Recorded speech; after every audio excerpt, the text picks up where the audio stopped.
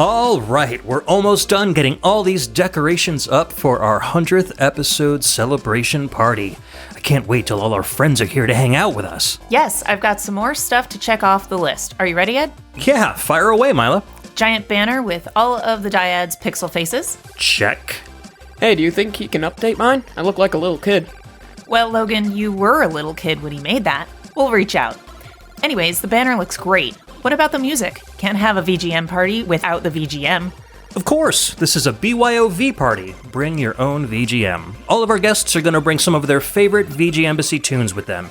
Speaking of music, that reminds me. Trevin Hughes, aka my buddy Dredd, made a sick new version of the podcast theme song for me to use for the next 100 episodes. You guys want to give it a listen? Heck yeah! All right, here we go. You set foot on foreign soil. Only this land isn't ruled by any country or government. In this land we celebrate music. In this land we celebrate games. In this land we celebrate those who compose video game music. Welcome to the VGMbassy. Embassy.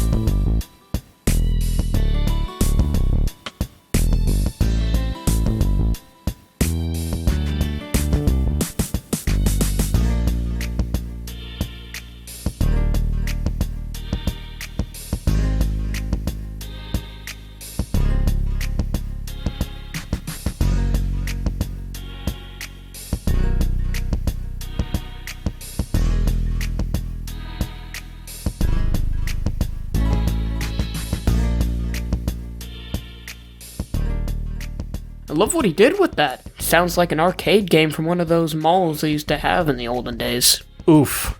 Now I feel old, but yeah, I love the new tune too. Huge thanks to Trevin for composing that entirely on a Nintendo Switch. That's incredible. Okay, back to the list. How about the reading room full of game magazines from your 50th episode with Utopia Nemo? Got them all laid out. Perfect for nostalgia and a quick trip to the bathroom when you've had too much cake. Oh, speaking of the cake, can you run over to the VGM radio studio to pick that up from Justin and Mike? Sure. Oh, they just left me a voicemail. I'll put it on speaker.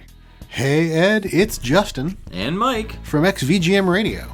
And we wanted to wish you a very happy, very exciting 100 episodes of the VGMbassy. That is quite a feat, and we are so proud of you. And to celebrate, we've asked Janine to get this cake for you that we hope you'll like. It's gluten-free. Now, Justin, is this the cake that's made entirely of pickles and cheese? Why, we wouldn't do anything less. Actually, this might be the one that's made entirely of Baja Blast. I can't remember. Nevertheless, it's a cake for you. You're getting it whether you want it or not. We spared no expense. In the words of Mr. Dink from a show I'm pretty sure you didn't watch called Doug, I know, it was long after your time, very expensive. Whoops. Welp, there goes the cake. This is coming out of your pay, Janine. Anyway, there's your cake. If you want floor cake, stop on down to the VGM Radio studio, and happy 100 episodes once again. From Mike. And Justin. And Janine. Wow, thanks for the well wishes, guys. We're gonna need to do something about that cake, though. I can get you a cake. You? Really? Yeah, there's one at the end of Portal. I speedrun that game for fun. Be right back. You know the cake is a lie, right? It's not a lie. I've seen it. I know GLaDOS says that there's a cake, but there's like graffiti all over the wall that says the cake is a lie. No, the cake is real. I've seen it. Oh, right. I hope he's not doing all this for nothing. I promise he's gonna come back with a cake. Well done. See? Here you go. It wasn't a lie after all. What a cool cake. This was a triumph. I'm making a note here. Huge success. The cake looks great. It's so delicious and moist. Okay, enough with the Portal jokes. Sheesh. Anything else on that list we need to do? Nope. I do have this recording here that I did with Cam Worma. He stopped by the embassy way before I thought about throwing a party, but we still had a nice chat about his favorite memories of the last 100 episodes. You guys want to take a listen while we wait for the guests to show up? Sure. All right. Here's Cam.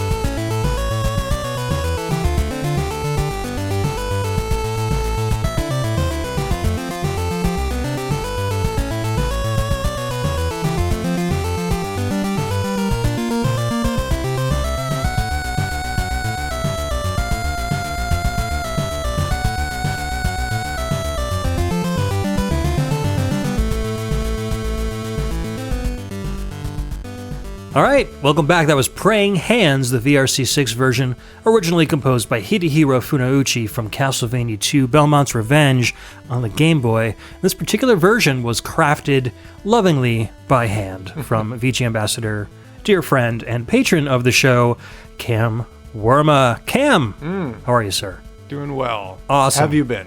I have been good. It's been an adventure of Belmont getting this show together. We've been discussing a lot of episode 100 plans, and you're actually the first segment that I'm recording for this show quite well in advance. We had just finished up the Blind Listen. That was fun. That was a lot of fun. Yeah, it was a great soundtrack, and big ups to Utopia Nemo for sending that soundtrack our way. But we're not here to talk about that. We are here to talk about the VG Embassy and this song that you did. This is cool. So what's the significance of this one? The first track I picked being on the show was this track, the original. And just going back and thinking through our adventures through this podcast over the past nearly 6 years, I thought it would be cool to go back, because obviously being a guest, a repeat guest, my memories are most closely associated with my own experience, So I couldn't help but think of just what was the first track I picked on the show. Yeah. And it happened to be that one. And it's one of my all-time favorite tracks. And as I mentioned in that show, sometimes depending on my mood, I'll say it's my favorite. Right. It depends. And in that time, I forget when I did it. It must have been probably about a year ago. Just as a kind of hobby project, I decided to try to upgrade that soundtrack. I got the main stage themes done, and one of the final level, I think the first Dracula level I did. But what I wanted to do was take those tracks and just kind of soup them up a bit and kind of make them fill them out a little bit, because as much as I love that soundtrack, sometimes Game Boy can sound a little harsh. Yeah. The stereo separation, as cool as it is, can be a little stark. Right.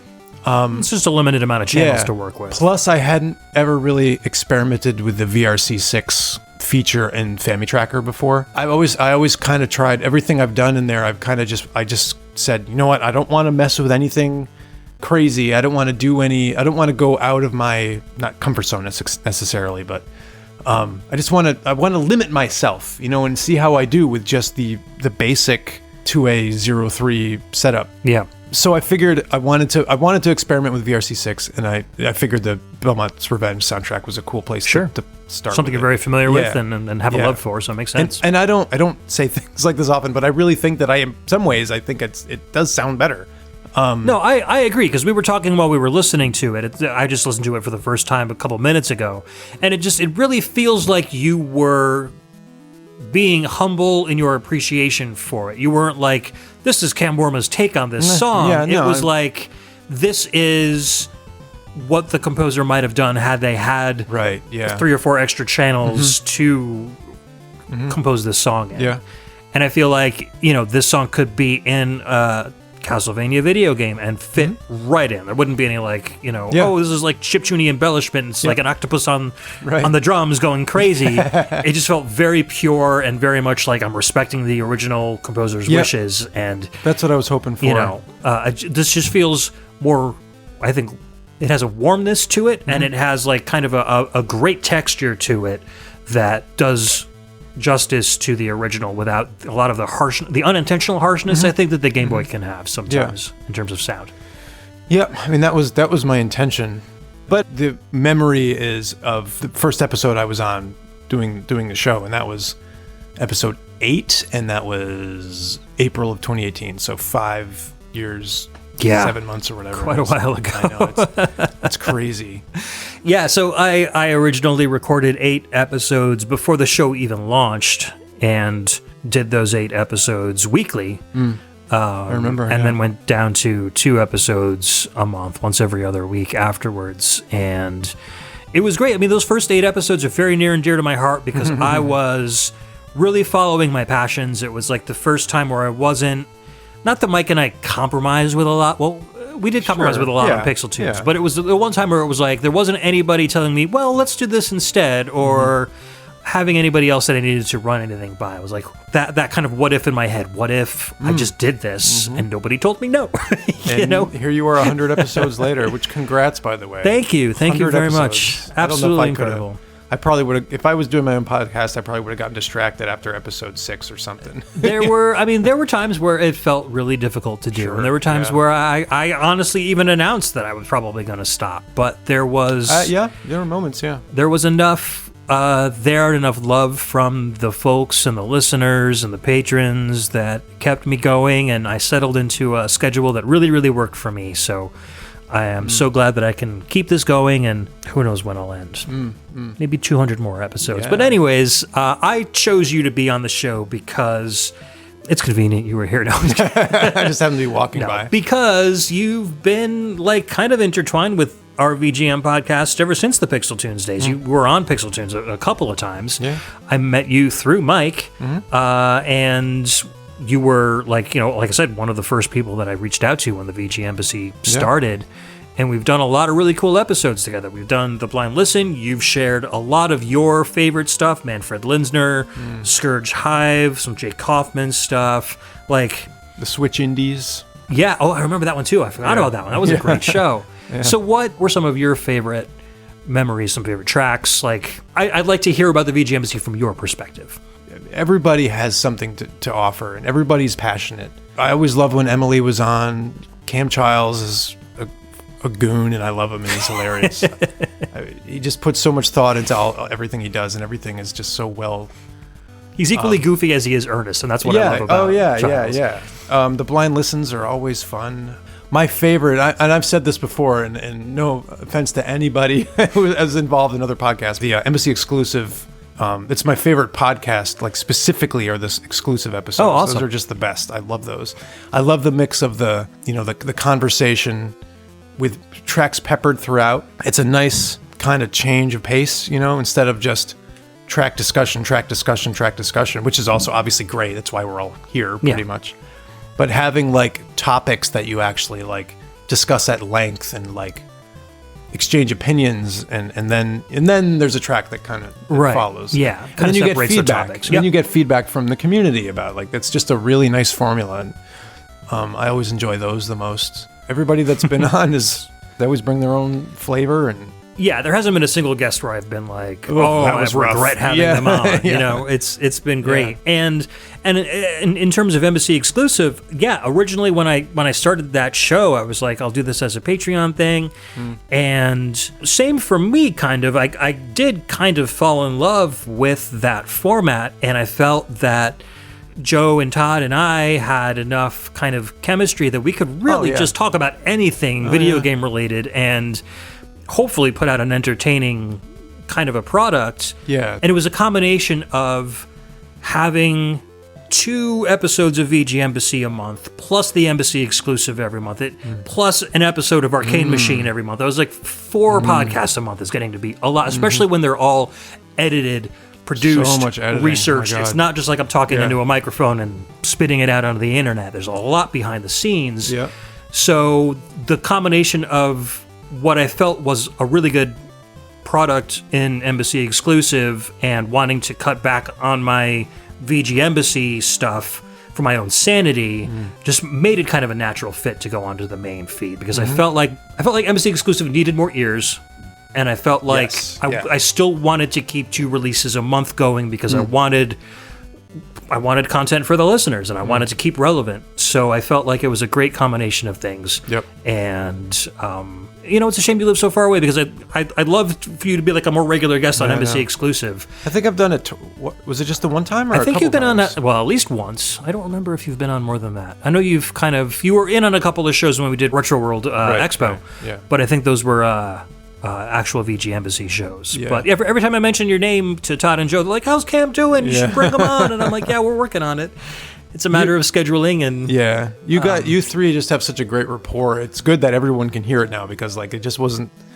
I knew there was just not enough people were hearing it, so it's better now. That it's yeah, more I appreciate available. that. I'm Yeah. glad that you feel the same way I do about that show. Plus, I mean, how often you get to have people right in your home to record? It doesn't happen that often. Yeah, So and I'm glad that I have a good setup here that we can get multiple people Yeah, and get a good recording going. Yeah. But yeah, I mean, like I chose you to come on because you've been on a whole bunch of our shows. You've always got great stuff to say. I feel like we approach music differently, but we intersect in a lot of our tastes. Especially like we were talking earlier about the Manfred Linsner show, and you really enjoy his music a lot because of the more like electronic, like the video game stuff. But I was approaching him from like a demo scene perspective where he's done so much work for chiptune and the demo scene. So we were able to kind of, I take him from the demo scene perspective, you take him from the video game perspective, and kind of we had a merge. great show with a very well-rounded vision of his career. Definitely, yeah. Coming from both directions. So I think whenever we're on a show together, we kind of have that kind of cohesive, same opinion, but from different perspectives kind of a thing going on. And I really like that. Similar sensibilities. Exactly. Yep. And Agreed. it's been a lot of fun kind of exploring video game music with you and just even chatting outside of, video games and podcasts and just hanging out with you. Like my wife loves you. We love having you over. You come and spend the night sometimes when we go to Retro World Expo and you're, it's never like I can't wait for Cam to leave kind of a thing. It's always, damn it, when's he going to come back and hang out with us again? It's too bad we missed the expo this year, but hopefully next year. Plus, Robin Purnell weren't coming up. It was a whole bunch of reasons just pointing away from it. Yeah, the last few years I've gone just to hang out with you guys. Yeah, and that's kind of what I'm doing too. So what usually when I go now, and I think you're similar, we just look at hoping to find some cool merch, get some more enamel pins. Exactly. Some posters, find some cool stuff. Yeah. And just kind of, I don't know, absorb the experience of going and kind of having it be an excuse for a bunch of video game and game music fans to get together. And plus doing the panel sometimes is a lot of fun too, as long as we... Plus, who doesn't enjoy a little nerd stink once in a while, A little BO never hurt anybody. Yeah. It's part of the experience. Probably did, but... All right, man. So we are running out of time, but I, again, appreciate everything that you've done for the VGMbassy in terms of Patreon patronship and being a guest and just being there sometimes for mental support and stuff when I'm overwhelmed with podcasting stuff. But I hope to have you back on again real soon, whether it's an Embassy exclusive or a VGMbassy. All of the above, I hope. Awesome. At one point or another. All right. Thank you, man.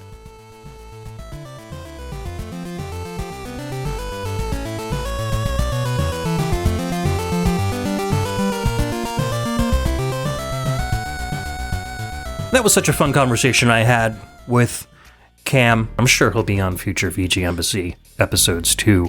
So we still got a little bit of time before some guests show up. I wanted to thank you guys for helping me out with this party, for celebrating 100 episodes with me.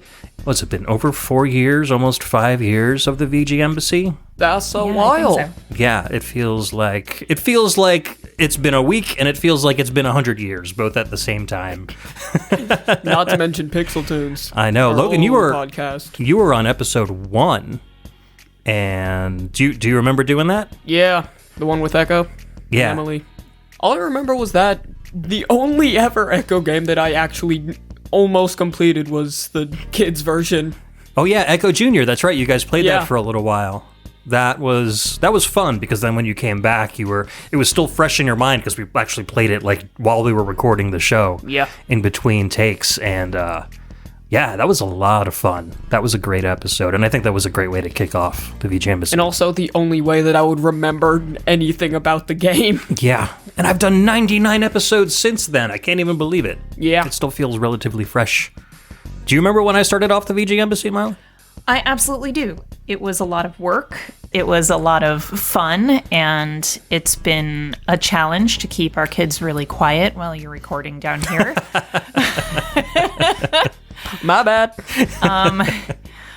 It's been painstaking and fulfilling, and I love the pride that you have in this show and the love that you receive from your community. I think it's really awesome that you guys all get to do this together, and celebrating 100 episodes of your own show is just so awesome, and I love that. Yeah, I totally agree with you, and I really do feel like VGMbassy is like a part of my identity at this point. Like that, if I ever stopped doing it, that I would genuinely be like losing a piece of myself, if that makes sense. I think it totally makes sense. Like I don't think Yeah. you can think about the VGMbassy without thinking about Ed. And Yeah, you might be able to think of Ed without thinking of the VGMbassy. But. Right. I think it'd be really But weird. not the other way around. Right. It would be we would be mourning Oh yeah, for sure. a large piece of not just you, but just a whole era. Ed's in his VGMbassy era. That, I mean, it's not a lie.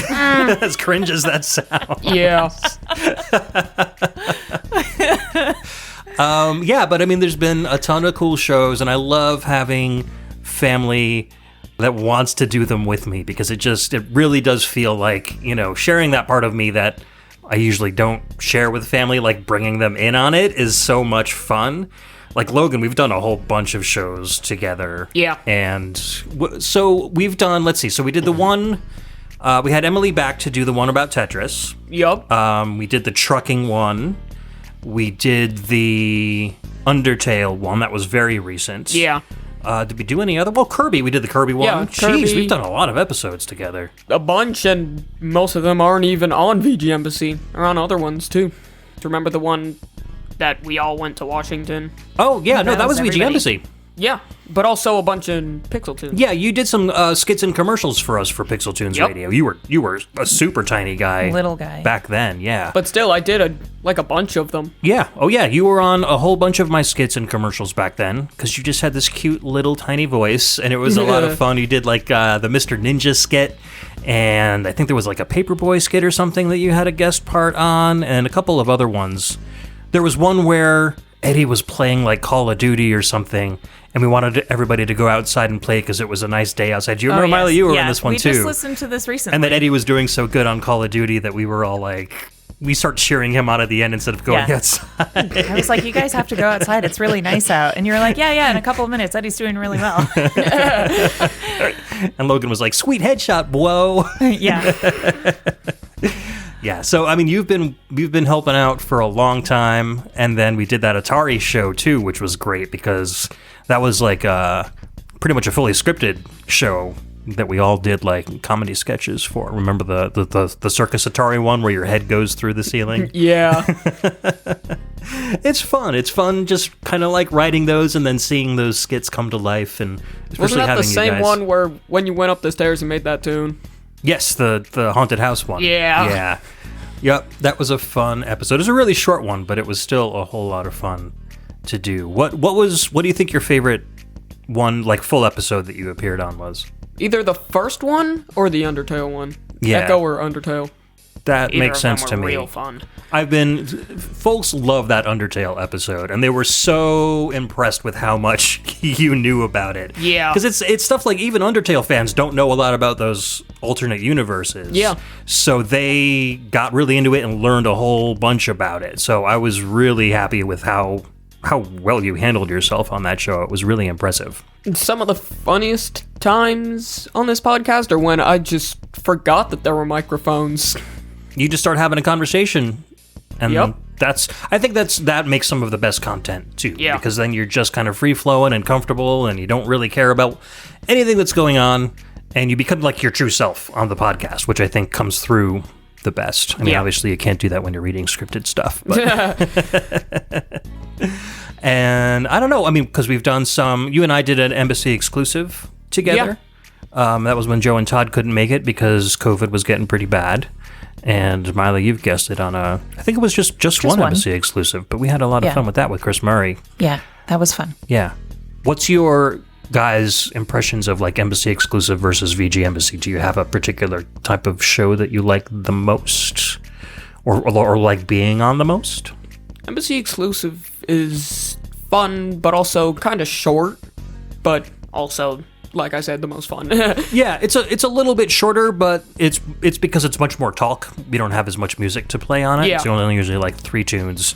And 3 the or 4. episodes, when I've got Joe and Todd on, they usually end up being about an hour and a half. And then the VG Embassy episodes usually end up being about 2 hours, give or take. So yeah, it's But not when too it's much just shorter. You and me, it was like a half an hour. Well, with you and me, I think it ended up being like 45 minutes or something. Yeah. Yeah. Because you were younger, and it's, with a single guest, there's only 2 opinions versus the 3 opinions with 3 guests. So there's I less think to it's easier talk to about. talk when you have 3 people. You have There's- more things to More ideas to exchange. to bounce yeah. within each other's back Right. and forth. Plus 3 topics versus 2 topics, Right. too. And we had a bunch of people write in to ask you questions, Logan, on that Embassy exclusive. So I was kind of giving you like a little bit of an interview too. Yeah. Which I thought was a lot of fun. Oh, that's kind of cool. Yeah. I forgot about that. Yeah. Yeah, it was once like back just about a year ago, right after the holidays when people were like kind of sequestered after the holiday festivities and stuff. After we got sick. Yeah. Oh, that's right. We got sick too. Yeah. Yeah. So there was that whole thing going on. But yeah, so it's been a great 100 episodes. I've had so many good memories. I'm looking forward to all the guests showing up so they can share their memories as well. For those of you listening who weren't invited onto the show, it's not because I don't like you. It's not because I don't value you. It's actually because Ed really doesn't like you. No, not at It's all. actually because I really don't like you. Yeah, I had to. It's I me. had to put every single one through the Myla Vieta process, and Yeah. she just. Yeah. I just checked everybody out. Absolutely and was not. like, I don't know who about this that guy is. person Doesn't go is." on the show. No. No, I'm totally. I'm just kidding. Yeah, of course. Anyways, it's because, as you'll hear going forward, it's a big celebration, and there's a lot of effort that goes into producing this show. I'm getting a little meta here, but if you did not appear on this show, I am going to be extending this celebration to Embassy exclusive at the end of the month, and I'm asking folks if they want to write in or record your own audio testimonial with your memories of the VG Embassy, some of your favorite episodes if you've been on the show, memories of stuff that you've done, stuff that you'd like to do, and things that you wish for the next 100 episodes. I want to make that episode, like I said, kind of an extension of this celebration and to kind of be about VG Embassy going forward. And I think we'll chat about that a little bit after this whole party goes down. Although I hope the guests get here soon. The cake's kind of getting stale. Uh-oh, the strawberries are falling off the sides.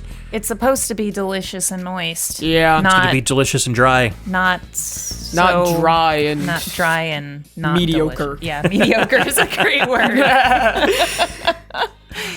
Is there anything else you guys want to talk about before we wrap up? I just personally want to extend a huge thank you to everybody who listens, and I appreciate you all also.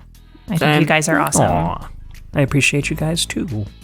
All right, well, I do think I see our first guest coming up to the doorway And, all right, so last thing, we got the VG Embassy music playing in the background. We've got Got the it. chips. We got the cake. Got it. We got the banner. Got it. We got toilet magazines. Oh, yeah. ready to Definitely. go. Definitely have those. All right there on the couch. The VG Embassy potty is fully functional. We haven't had to unplug it. All right, cool. So let's get to our first guest. Hey, wait a minute. Where's the dip? Oh, no. Are there any games with dip in them? Not that I know of. Cooking Mama? I don't think that has dip. All right, I guess we'll have to forego the dip. Sad. All right. Maybe somebody will bring some. Oh, Hopefully. All right. Well, let's get to our first guest.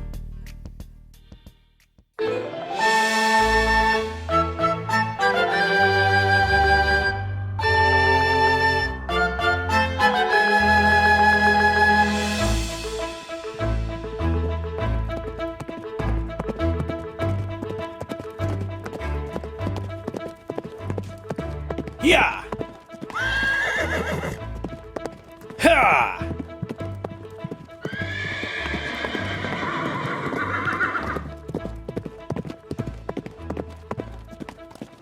All right, whoa. Whoa. Good girl. Good girl.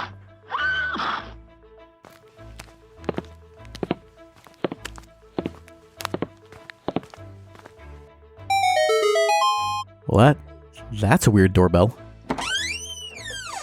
Holy cow. Bedroth, that was quite the entrance. I saw you from the steeple up at the top of the embassy.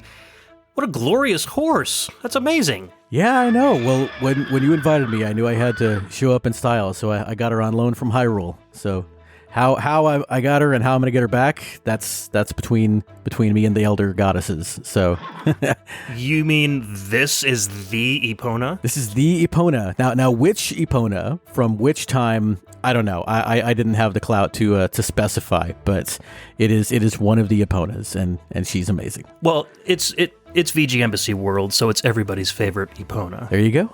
So you can just imagine. Anyone listening at home, that's your favorite Epona. I'm going to stroke her hair a little bit. Hey, girl. Good girl.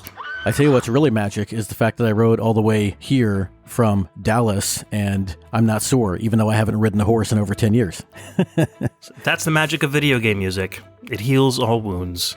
That's right.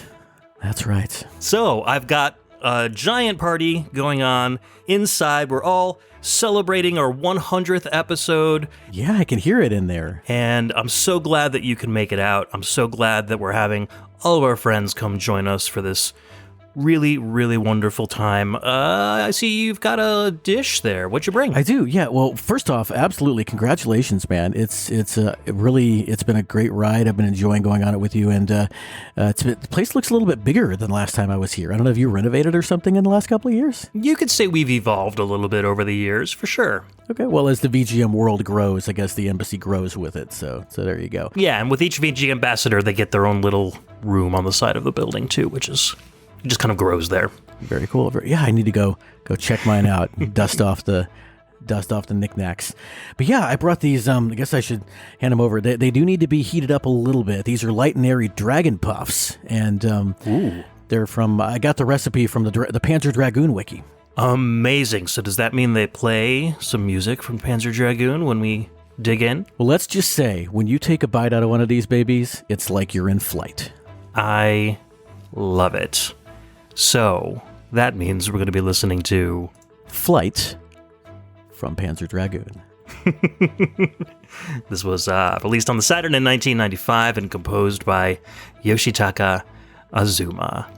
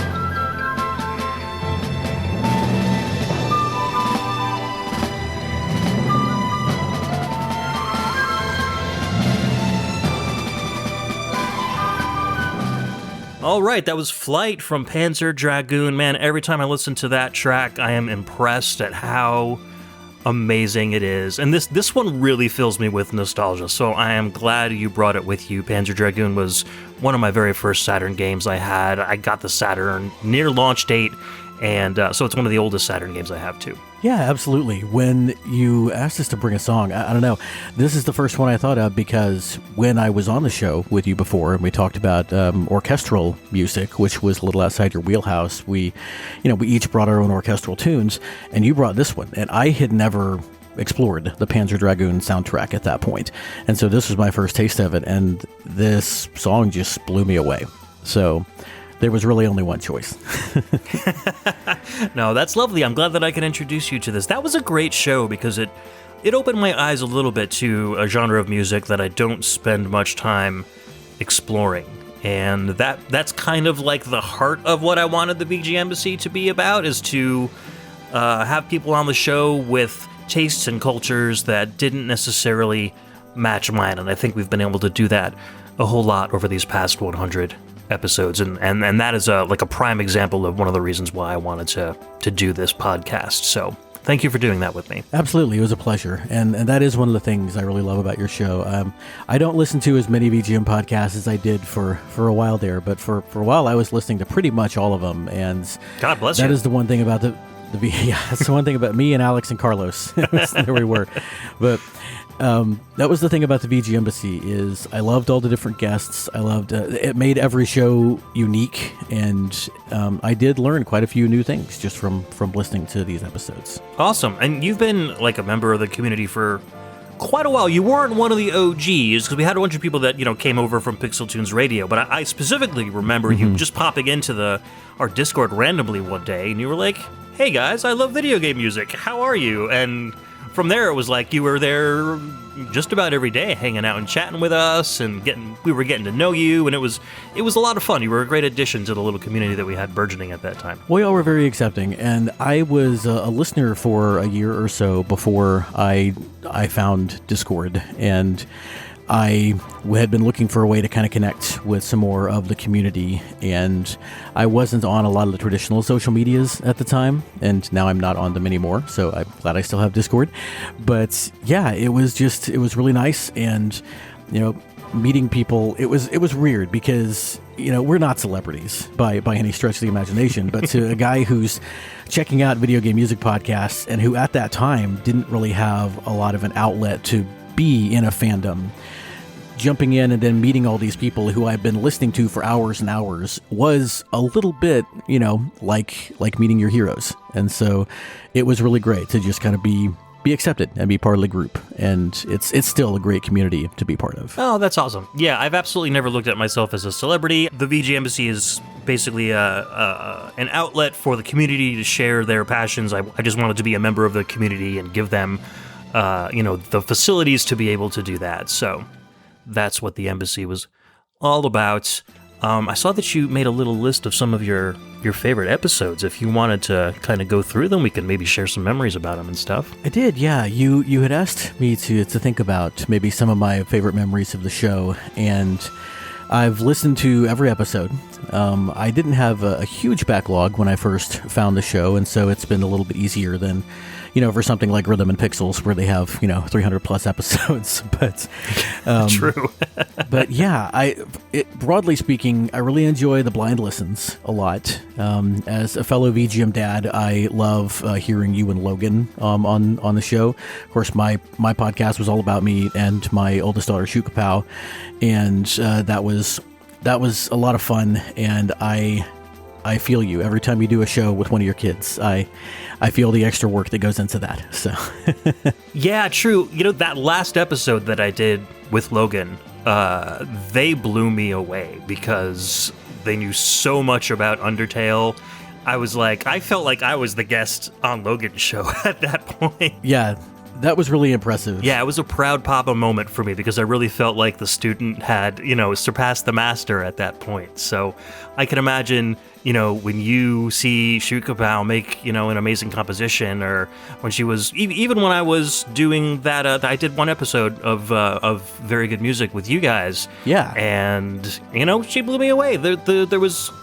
You guys knew your stuff, and it was really cool to be able to share that moment with you guys too. Well, thank you. And yeah, it really is great when you don't have to drag it out of them, And I could tell Yeah, you were exactly. you were along for the ride on that episode with Logan. They did a fantastic job with that. And Dusk, Shukapao's second oldest little sibling, it has been an Undertale fan forever, and so I knew some of what they were talking about, but I mean, Logan brought stuff to the show that I had never heard of, and the music was all great. So I always loved those awesome. shows. I also love all the shows with Keyglyph. Key is one of my favorite people in the community. I'm sure that goes for a lot of us. And one of the first people I'd ever heard of, the VGM Jukebox, was the thing that really made me want to be part of this community. And so all the episodes with Key, especially that supersized Apocalypse show that y'all did, have been fantastic. Oh, yeah. Stop the Apocalypse, I think it was called. Yeah, Stop the Apocalypse. And one of the things I loved about that, being a former religious studies major, and studying the Greek and learning what apocalypse really meant, which basically is literally revelation, not the end of the world. That's Armageddon. Right. But but the fact that y'all discovered that like partway through the show live was just it was a geek out moment for me. It's not a show with Key if you're not actively doing research while you're recording. That's right. The super librarian and powers. that's what I love. Yeah, that's why I love doing shows with them too, because it's always a learning experience for sure. But yeah, a couple of other specific episodes. I loved your crossovers with Dr. Michael Bridgewater before he was a doctor, back when he was doing Forever Sound version. The episode that you were on, he was on a C64 episode here at the embassy. Right. And then you were on an episode with him about all the different versions of Doom, right? I think we traded C64 episodes. Was it you? We did classic C64 episodes on Forever Sound version. Okay. And then we did like modern C64 games, like after the fact on my show. That's what it was. I do remember the episode you were talking about, and it was another one of his friends, but I don't think it was another podcaster. It was just one of his kind of like regular buddies that he would hang out with. Okay. That was a good episode. Maybe I listened to them close together, and so they're kind of like, in my head together, but It's possible. your April Fool's episode, New and Improved with Dan, was a blast. I skipped one on my list for a reason I'm going to come back to. When you did the video game magazines with Utopia Nemo, because Nintendo Power was my childhood, and a Game Pro, and even Game Fan a little bit, all those different magazines, Electronic Gaming Monthly.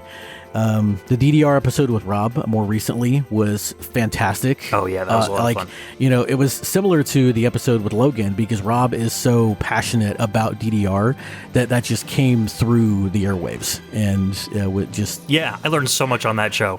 Absolutely. Well, and similarly, when you did your solo show, probably my favorite solo show of yours is the most recent one about chiptune from the Sega CD, or non-CD audio music from the Sega CD. That was a really, really interesting episode, and it was it's the kind of niche topic that I really love, because who else is going to think of that? That was just really cool. Awesome. Yeah, I'm glad you liked that one. That was kind of a passion of mine too. I knew there were a bunch of games out there, and I knew of 3 or 4 of them that I had played that I'm like, yeah, this is actually pretty good FM music. And as I dug deeper and deeper, I was like, oh my goodness, there is a ton of really good music out here that people aren't really sharing on podcasts or even uploading to YouTube. So it was another one of those kind of serendipitous moments where just the good quality stuff just came flooding out. It's really cool when you can bring something really unique to this au revoir of what everybody has done. Yeah. And probably my favorite episode, because because I recently re-listened to it in light of a new composition from this guy, but when you did the Messenger interview with Rainbow Dragon Eyes, so not Alex Messenger, but the game The Messenger with the composer Rainbow Dragon Eyes, who is one of my top 5 composers of 2023. Real name Eric Brown is the name he used when he did the Sea of Stars soundtrack. Yep. And absolutely loved it. Blew me away. And so I went back and listened to the Messenger episode around the time Sea of Stars came out, just to kind of, get back in this guy's head again. And of course, some of the Messenger tracks were remixed in Sea of Stars. Spoiler alert for anybody who hasn't gotten there yet. So it was really cool to go back and listen to that. And that episode inspired me to pick up The Messenger. Oh, cool. Which is now also one of my favorite games. I really love it. So awesome. Yeah, I haven't done a lot of composer interviews because composer interviews kind of terrify me. So I was really anxious at the beginning of that one. But I had a great time chatting with him. I love that soundtrack so much, and I really pushed myself super hard to play through that entire game before we did that interview. So yeah, The Messenger has a really special place in my heart now, simply because of all of that experience was just so cool. Yeah, so those are some of my favorite Embassy memories, and you did mention, I want to shout out real quick, you were my first guest, I believe, on Very Good Music. You were in episode 10, and we did VG International. We played a different song from different composers from different countries around the world, and yeah, that was so much fun. I really enjoyed that. It was a lot of fun. You helped me kind of get over my fear of trying to do something with somebody else remotely. It worked out really well. And it was a milestone, first big milestone. And great. That show's not live anymore, but it was a great memory that I was happy that you were a part of. Oh yeah, those core memories, especially when you do them with your kids, is the best, because I still have recording segments of like Logan when they were like 3 years old on Pixel Tunes radio, and I can go back and listen to their little voice talking about video games and game music. So even if the show's not there anymore, those memories and those recordings are going to be there forever. So I think it's totally worth it to have those times and share that bond with your kids. So 100%. I can definitely empathize with you there on that.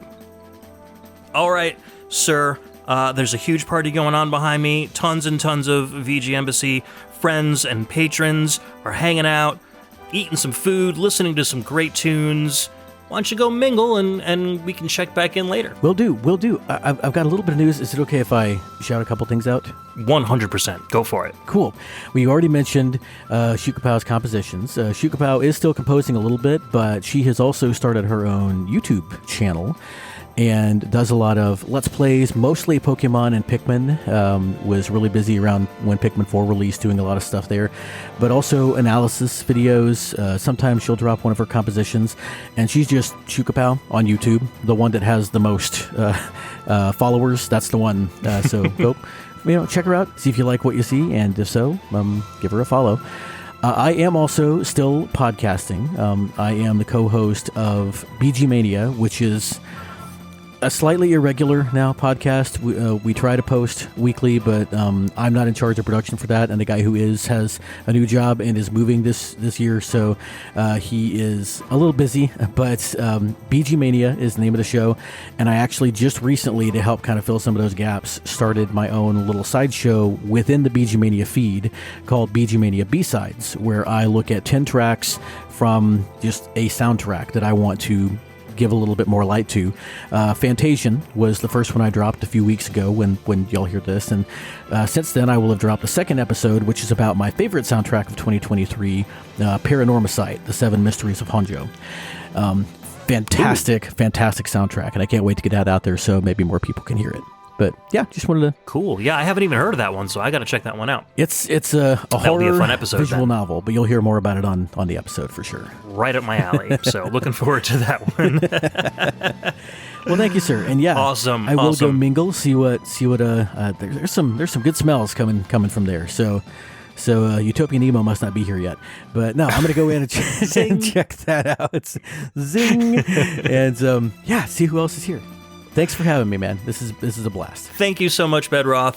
And I'm sure we'll be back. I'd love to have you back on a show at some point, too. So hit me up with some good show suggestions, and we'll get together for another recording. Sure thing, man. You know where to find me. I'll see what I can think of. Awesome. All right. Enjoy the party. Yep. See you later.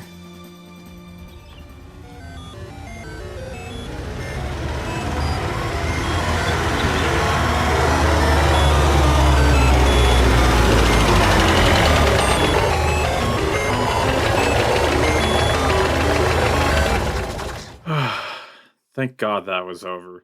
That was driving me crazy. Literally.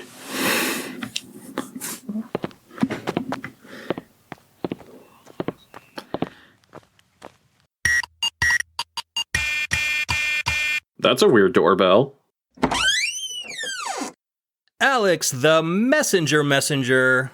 I was waiting for you to show up. I heard this ridiculous music, I think it's called, coming up the VGMbassy driveway, and I knew it was Crazy Bus the minute I heard it, and I figured Alex works for a bus company, so did you steal Crazy Bus for the day? Oh yeah, I mean, I was going to a crazy party, so I might as well bring the crazy bus. I mean, you know how that is. That makes a lot of sense. But I guess they didn't tell you that the Crazy Bus music is forced to play whenever that bus is moving. That's unfortunate. How long of a drive was it? Oh, it was at least 6 hours. Oh my god. Yeah, you must be literally going insane right now. It's still in my head right now, too. I appreciate your sacrifice for the VGMbassy, for sure. But the bus looks great. It's nice and crispy pixels. Looks like it got here in one piece, so that is totally awesome. Ooh, you've got a Tupperware container with you. Did you bring something cool? I did.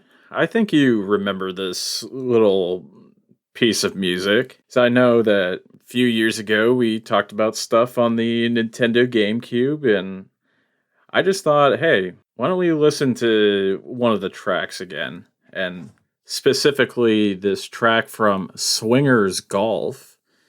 The track is Wakakusa GCC Spring Theme, and it was composed by Shinji Tamura. Sweet.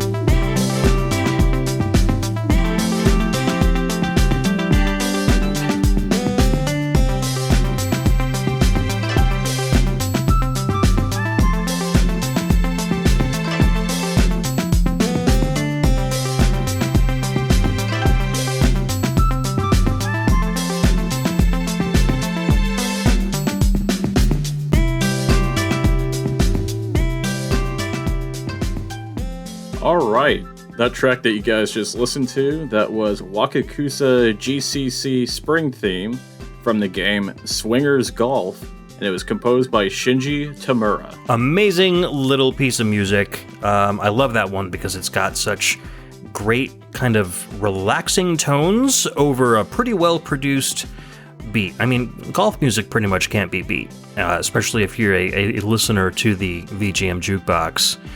You'll know golf music very well. And I remember this fondly from our GameCube episode. We played a lot of good music on that show, and I think we dug up some stuff that I wasn't even familiar with at the time. It was kind of the same way for me. Like, yeah, I went with some of the obvious Nintendo stuff, but then I wanted to find some music from some other games that I wasn't too familiar with, and I don't know, this Swingers Golf game, I mean, that was a little bit of a nice surprise. Yeah, absolutely. I was more into, the Everybody Golf or the Hot Shots Golf series, so Swingers Golf never really crossed my radar, and I wasn't that big of a GameCube player anyway, so this was a totally cool surprise. And we played some other stuff from, Homeland and Odama and Amazing Island, and just a lot of these games that either never came out in the US or were extremely limited releases or just, very, very Japanese games that I'm normally not really a fan of. So I'm glad we dug up some really cool stuff for this episode. A lot of these console-focused episodes were some of my favorites from the VGMbassy, so I've got to dig up some more and do them. But that wasn't the only episode you were on, sir. I mean, you've been on the show quite a bit. I think the first show you were on was like episode 4 when I was just starting out. We did a hockey episode together. Remember that? Oh, yeah. I think kind of in retrospect, I do appreciate that I was one of your first guests. I mean, I think there was probably like 100 other people that were much better first choices, but I'm really glad that you had me on the show early on. No, man. I mean, you were a super big fan of Pixel Tunes Radio, and you were part of the VGMbassy community as soon as we started out. And this was even before your show, A VGM Journey, had really taken off. So I remember you being a much more nervous Alex to record back then, but it feels like you're much more comfortable on the microphone now, for sure. I think not to like toot my own horn or anything, but I think in the last 4 or 5 years, I think I've started to really come out of my shell a bit. I think so too, and I think that is awesome. How many episodes are you up to now? I just released 140 about a week or so ago. Oh my god. You're 1.5 times over me, sir. But that's more like a weekly show, right? Well, it used to be anyway. It used to be. I think like the last year or so, the episodes have been coming out on a whenever I feel like it kind of basis. There's not really a regular schedule for it. Yeah, that makes sense. I mean, I know the deal. I was going every other week for a while, and then I decided to do the monthly VGMbassy shows and then split that off with the obvious Embassy exclusive. But I think the main reason why I wanted to have you on the show is because I wanted to thank you for all of the amazing support for the show. Like, not only just being there in the Discord and whatever social medias I had, and encouraging conversation and talking about the episodes and sharing your own video game music, but also being like a top tier Patreon subscriber was completely amazing. Like, you were mostly responsible for funding a lot of the equipment that I'm using for the show. When I started off, when I did Echoes of Echo with Emily on episode 1, I was still using the same Yeti USB microphone that I was using for Pixel Tunes Radio, and the quality was showing. And through those Patreon funds, I was able to get some nice XLR mics and get a rudimentary mixer, and then kind of upgrade to a better mixer later on. And I think the quality of the show just jumped up, making it easier for me to edit and easier for everybody to understand who listens to it. And you are in no small part responsible for a lot of the funds that came from that. So thank you from the bottom of my heart for being such an awesome supporter of the VGMbassy. It's very appreciated, more than you know. Well, you're welcome, and thank you for having an amazing show. I mean, I think it was pretty great from the start, and it just seems like it's gotten better and better over the years. Well, thank you, sir. Yeah, I felt like we got off to a strong start. My mission statement was to get members from the community on and start sharing their passions. So, to get Keyglyph on to talk about Echo, to get you on to talk about hockey, those were like two of the things that I thought of first when I was like, okay, here's the concept for the VGMbassy. Now, who are my friends that have stuff they're really passionate about? And, the two of you really popped into my head about things that you always talk about and are really, really into. And so even though you were maybe a little bit more shy on that episode, your passion for hockey and hockey games really shone through. And I think that helped bring you out of your shell a little bit while we were talking too. I never really thought about it like that, but yeah, it does seem like that was the case. So I was happy to help you along your way to becoming a podcaster. I appreciate that. It has been, to make a cheesy quote, a VGM journey for both of us. Oh yeah. So aside from the shows that you're on, so there was the GameCube show, there was the hockey show, we did that Game & Watch show together, which was a blast, because there was a ton of great Game Boy style music that was on that show. What other memories did you have of the VGMbassy? Were there any shows that you were a fan of that you weren't necessarily in? Well, before I say that, there was one more episode that you had me on, and it was actually the last show that I was a part of, which was that Mario Party episode, which was really cool. Yes, Mario Party Mischief. That was a ton of fun too. I think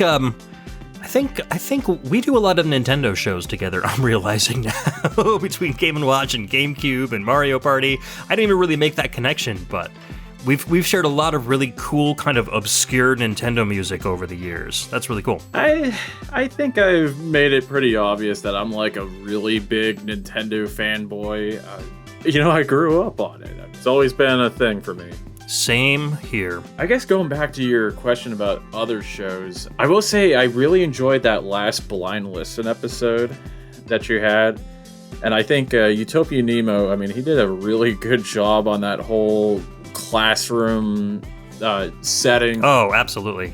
I thought that was a blast. I remember your, I know this is going to sound weird, but your Messenger episode with the Rainbow Dragon Eyes, I thought that was a really cool show. It's funny because when I've been asking folks, like, those 2 episodes have been ones that people have been saying, so it's awesome that they're fan favorites. I had a ton of fun doing those as well. Yeah, it's been such a cool journey. I can't wait to put more episodes out. We got to think of some more episodes to do together. I think, whenever I talk to another VGM podcaster or have a VGM podcaster on the show, my train of thought is always like, what if we do like a 2-part thing where one part's on my show and one part's on your show? So maybe we can come up with something where we can share 2 like mirror images of each other on VGM Journey and VGMbassy. I actually kind of did that semi-recently. I was on another VGM podcast. Yeah, this one was BG Mania, where we were talking about the remake of Super Mario RPG on that show. And on my show, I played all the same tracks, but from the original game. That's right.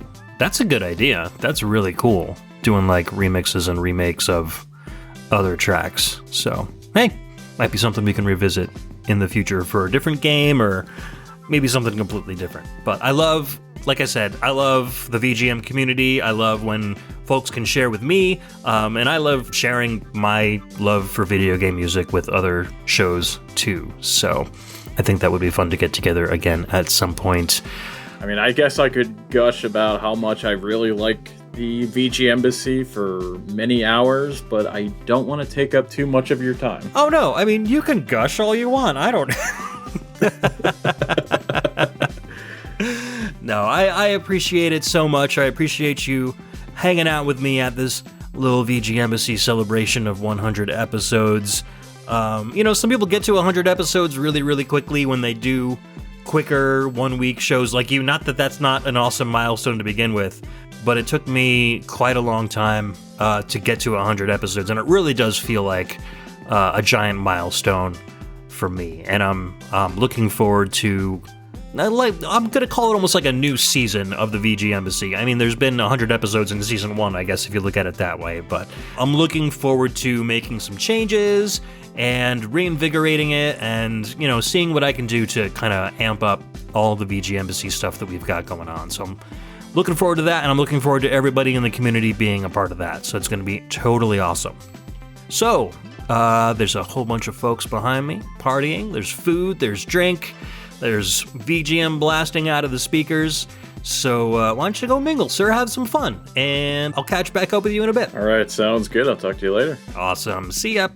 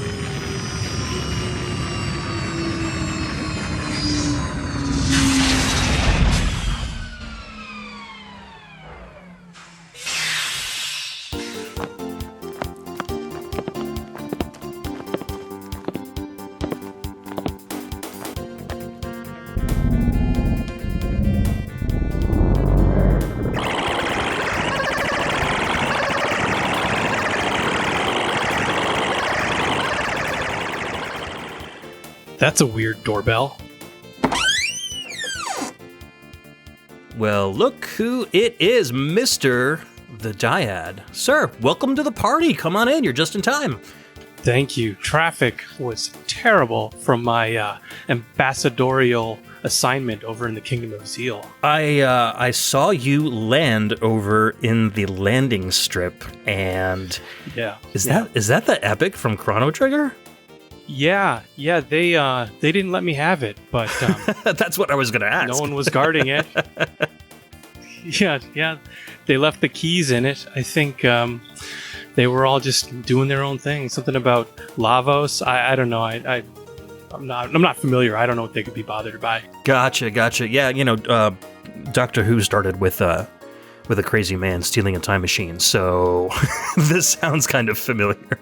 Well, I can't imagine they need it for anything.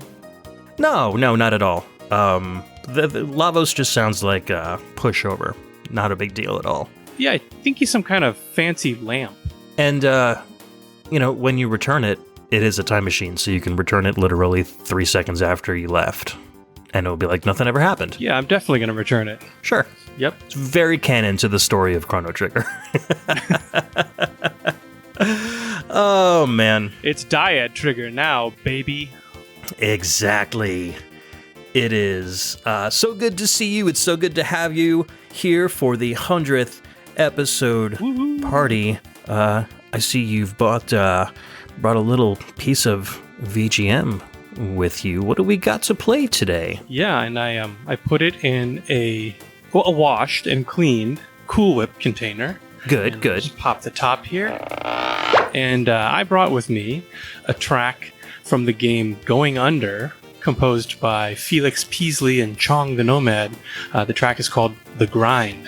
I remember this track. This is fantastic. All right, let's give it a listen. Let's keep this party going.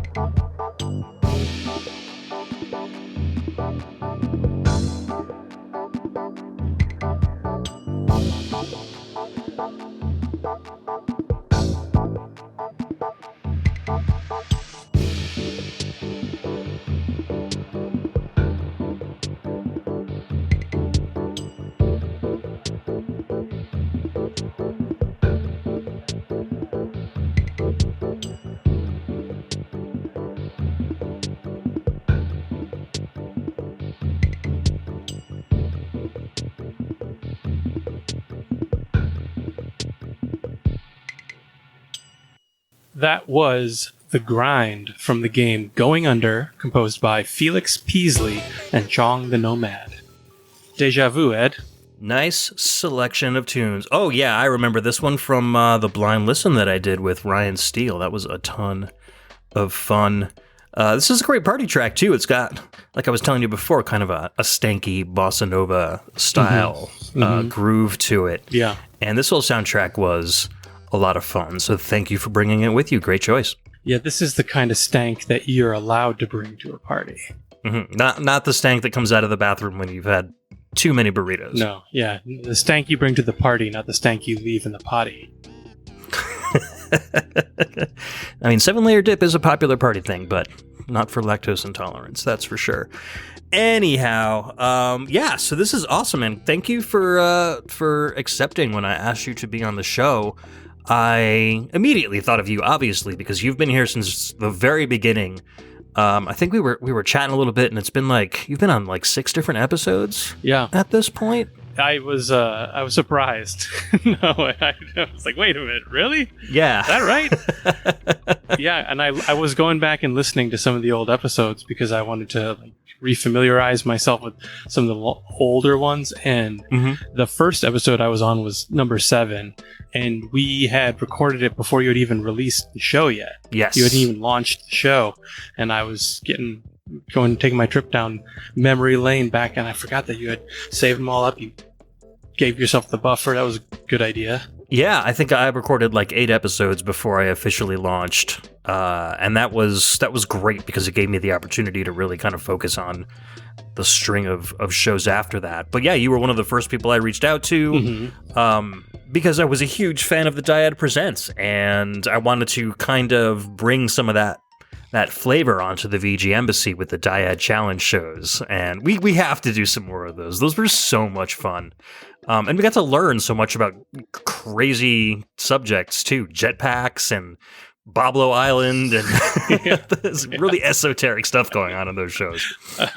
I have forgotten a bunch of the stuff that we talked about, and when I was listening back to it, and yeah, I always have a lot of fun being on the show, and I was very happy to be asked to come on then and come on now. It's always great to talk to you and drop into the embassy when I'm invited, or when I'm not invited, I sneak in the back. Well, you got a time machine now, so you can even get in before I lock the doors. Just pop right in there. Yeah. It turns out I was on every episode. I just snuck right in. I walked through the background and left. Lurking in the shadows. Yeah, so some of my favorite memories, which I was going to talk about with everybody, but definitely the Dyad Challenge was probably one of my favorite memories. I just remember specifically the quizzes at the end. Yeah. Because I think I did better on both of them than I expected to, but I think a lot of it was like luck. I don't think any of the quizzes were really like skill based. It was always going to be kind of, random chance to see how far. Exactly, and it's kind of process of elimination too. There's always going to be a couple of choices that are maybe a little too outlandish, or ones that sound a little more appropriate than the others. But yeah, I remember editing them and then putting in some sound effects from the last track that we played, and it felt like a real game show when we were done. And I thought this came out really cool. It did. It was very well done. Yeah, kudos to the editing team, all 6 of them. All 6 of me. When you have a time machine, it's easy to duplicate yourself and just do more of the work at once.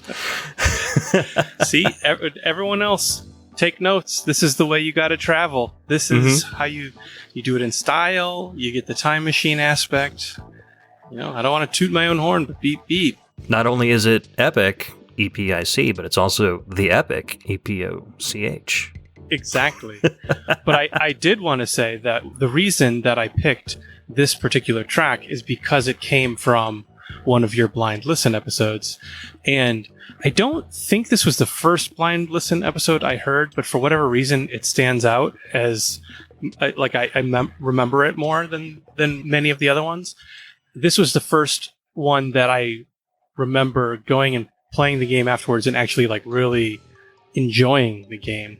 So much so that my kids, this is their favorite game for me to play and them hang out next to me. And this particular song, I don't remember how, but sometimes you're listening to a song and you just make up words that sort of sound like they can fit in the song. Yep. So we will say Barracuda, kind of to the tone of it's got that kind of stuttering, and it's like Barracuda, and the kids call it the Barracuda song. So I thought this would be a good one to bring to the potluck. That's amazing. I love when the VGMbassy can introduce folks to songs that kind of become part of their own family culture. That is so cool. And I guess we'll have to thank Utopia Nemo for suggesting that game for the Blind Listen. Yeah, for suggesting the game. Yeah, that was a lot of fun because, like I said before, Ryan Steele, who's also going to be a guest on this show, was a guest on that one. And just his knowledge of music as a composer, he brought a lot of really cool insights into these tunes and what they might be about. And I think we ended up getting pretty close towards the end of that Blind Listen, kind of based on both of our experiences as video gamers and as music aficionados. So that was a lot of fun. Yeah. Any other memories you have of recording VGMbassy or any other shows? I wanted to also, I didn't quite complete my thought because I just am a doofus, but I wanted to say that the whole Blind Listen concept itself is one of my favorite things about the VGMbassy, and then kind of expanding from that, I just like how you have managed to find several very distinct formats that work really well. They all gel together. You can come every time there's a new episode and you can expect to find a very thoughtful, cool, interesting, fun episode. And it can be something like the Amiga Obscura episode I really love. Going way back, Flip the Core was a great episode. The Sega CD chiptune one was one of my favorites. And you can kind of get a different take. I mean, it's kind of your mission statement, right? It's sharing the VGM that people love and coming on your show or doing it as a solo show. That's, it's right there at the beginning. Yeah, yep. And the way you do that is great. So that's my favorite memory, is your show's good. Deal with it. Awesome. Thank you so much. Yeah, that and I'm glad to see that people think that mission statement has succeeded, because it was absolutely terrifying at the beginning. It was one of those things where I came up with the concept for the show and then immediately going, holy crap, that's a lot of work. But once I had the concept, I couldn't not do it because it felt too right. You know what I mean? Yeah. So it was like, I don't necessarily know how well this is going to go, but if I do a standard kind of show every episode, I'm going to feel like I'm letting myself down, or something along those lines. Yeah. So the fact that the show is so many different things and so many people are fans of different kinds of shows means that I'm kind of like, you can't please everybody all the time, but I'm doing enough to please lots of people lots of the time, right, to keep them engaged with it. And those people that you have on, you can tell that when they're talking about stuff they care about, they really care about it. And I'm the type of person that if someone's talking about something they really love, it has a way of drawing me in. And I think you are a great facilitator and you have an interest in all this stuff. And I think it's just a genuineness that comes through and really fosters that kind of environment. So, I've loved the show since it's launched. I listen to it. I don't always listen to it on the day it comes out, but I listen to every episode. So awesome. I appreciate that. I think a lot of that was spurred from the fact of in Pixel Tunes with Mike and I having such different tastes in music and games. There were a lot of shows that as a less mature podcaster and co-host, was kind of like, ugh, I'm doing this thing that I'm really not that into, and I don't know a lot about it, and I didn't feel confident going into it.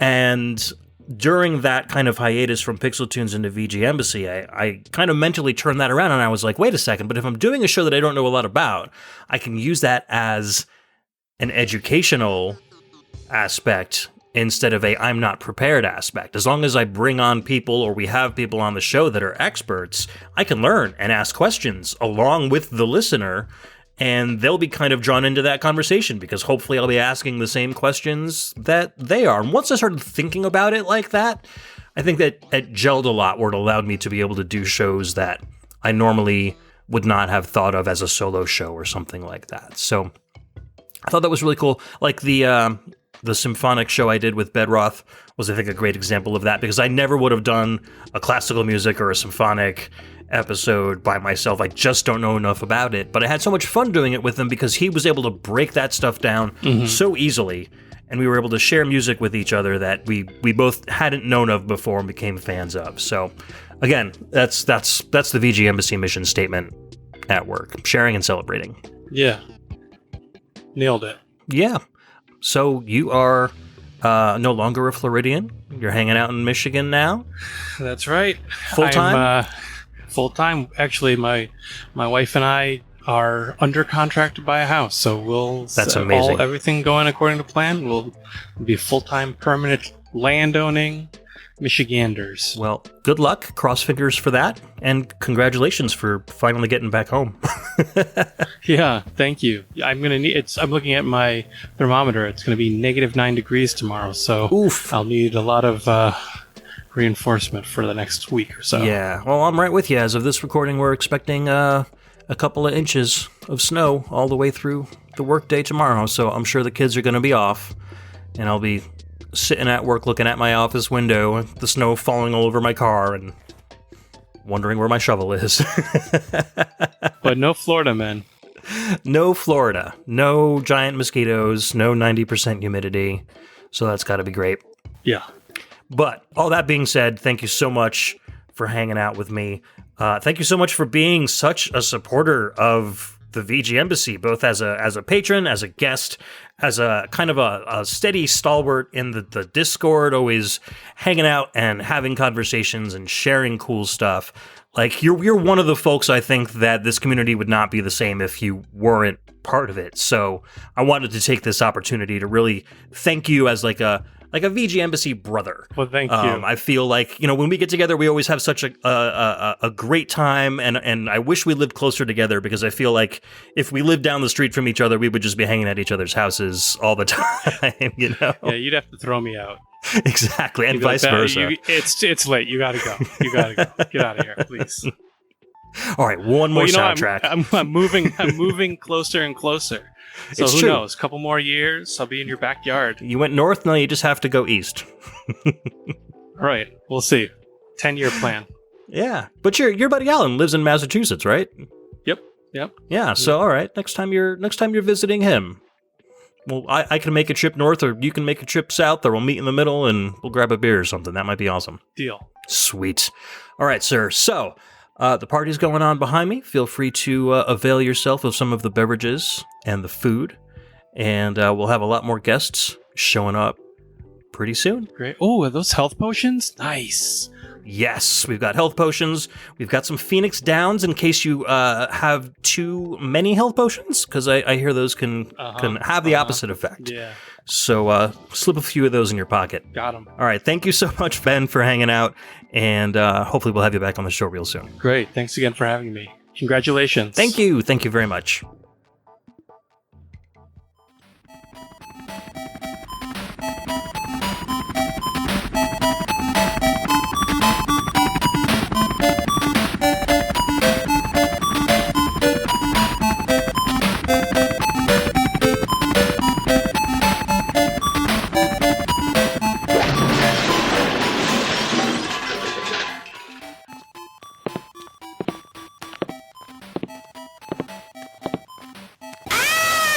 Oh, that's a weird doorbell.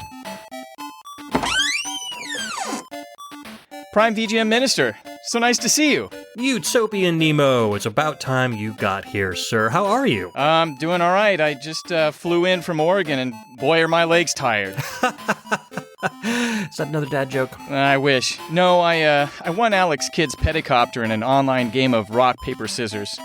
I felt bad about it, but it's not like he's going to be using it anymore, right? Would you say he John Ken pawned it off on you? Very nice, very nice. Yeah, well, so I those things are a lot harder to pedal than I remember, and kind of crashed in the bushes out back. So sorry about that. Oh, that's all right. I'll get the guys who do Lawnmower Simulator to come pick that up later. Not a big deal at all. Nice. It's handy to have those guys around, isn't it? Absolutely. Those simulator games are great. So, good to see you, sir. It's been a while since we've been... Actually, it's been exactly 50 episodes since we've hung out together on the show. It's I guess, yeah. Kind of significant, I guess. Yeah, I guess that is true. I don't think of it as being as long because even though we weren't, on air at the same time, I've been on a couple episodes since then. Yeah. But not together. Well, virtually, yeah. Exactly. But we'll get into that in a little bit. In the meantime, that is a large plate wrapped in tinfoil. What'd you bring with you today? Oh, to be honest, I have no idea. I was over in Miracle World, and I just went into the shop and grabbed the first thing I saw. They wrapped it up, and I'm frankly not really sure what it is, but they told me it was tasty, so, can't go wrong. All right, well, let's unwrap it and take a look. Oh, it's Backpack from Grindstone by Sam Webster. Yeah, this is one of my favorite tracks. Oh, amazing. They know you pretty well over there, I guess. I guess so. I guess I'm going to have to visit over there more often. It's a good song for the party, so let's get our groove on. We'll be right back. Sounds good.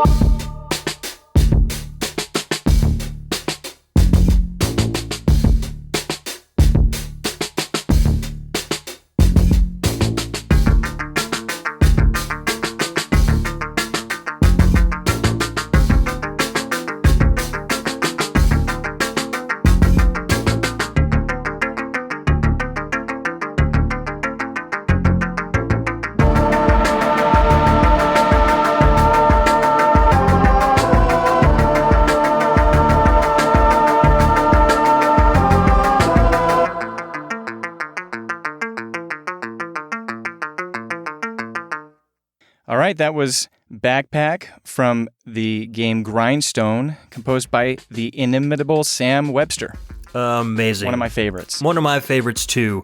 I spent so much time on this game on my iPad and played it so much I ran out of content. I haven't played it in a while because there's not much left for me to do, but this is one banger of a soundtrack, so I'm glad you brought it with you. Yes, I first heard Grindstone on VGMbassy, and it just blew me away. I loved it. I actually wrote an article for it, but yeah, first time I ever heard it was on VGMbassy, and yeah, I mean, I bought it immediately, and that thing has been in constant rotation ever since. Sweet. Yep, that makes me happy to hear. I'm glad that I can share some music that other people really attach themselves to, and especially that, because I know you and I have some common tastes in music, and some we don't, but that's definitely one that we can absolutely bond over. All the Sam Webster stuff is great. It turned me on to a lot of his other stuff too. Absolutely. It's just got a great kind of a glitchy hip hop feel to it. Yeah. Great kind of like lo-fi beats to study to music. Yeah, he definitely knows how to bring the grooves, that's for sure. So, hanging out here at the party, I'm glad you showed up. I'm glad you accepted the invitation. You were one of the first people I thought about when I thought about this concept for the 100th episode party show, just because you've been there since the beginning. I mean, you've been there since the Pixel Tunes radio days. I remember you sending in some fun Pixel Chat questions on Pixel Tunes radio, and when I moved over to the VGMbassy, you were excited. You joined the group right away, and we were hanging out with all the kind of the holdover Pixel Tunes community members, and kind of making new friends with VGMbassy along the way. Bedroth and all those guys that have kind of come in since then. It's been great, and I really enjoyed having you in the community and just chatting and promoting the show when you can. And that 50th episode that we did, where we cruised through all those magazines and looked at the articles and kind of based our music picks on those. That was a really memorable show for me. So I'm glad we were able to share that together. Absolutely, yeah. And even then, it was more than just us. I mean, Kung Fu Carlito did the art for that, and I mean that whole experience was really memorable for me. I did follow you from Pixel Tunes, but you were also kind of a staple in the VGM Jukebox.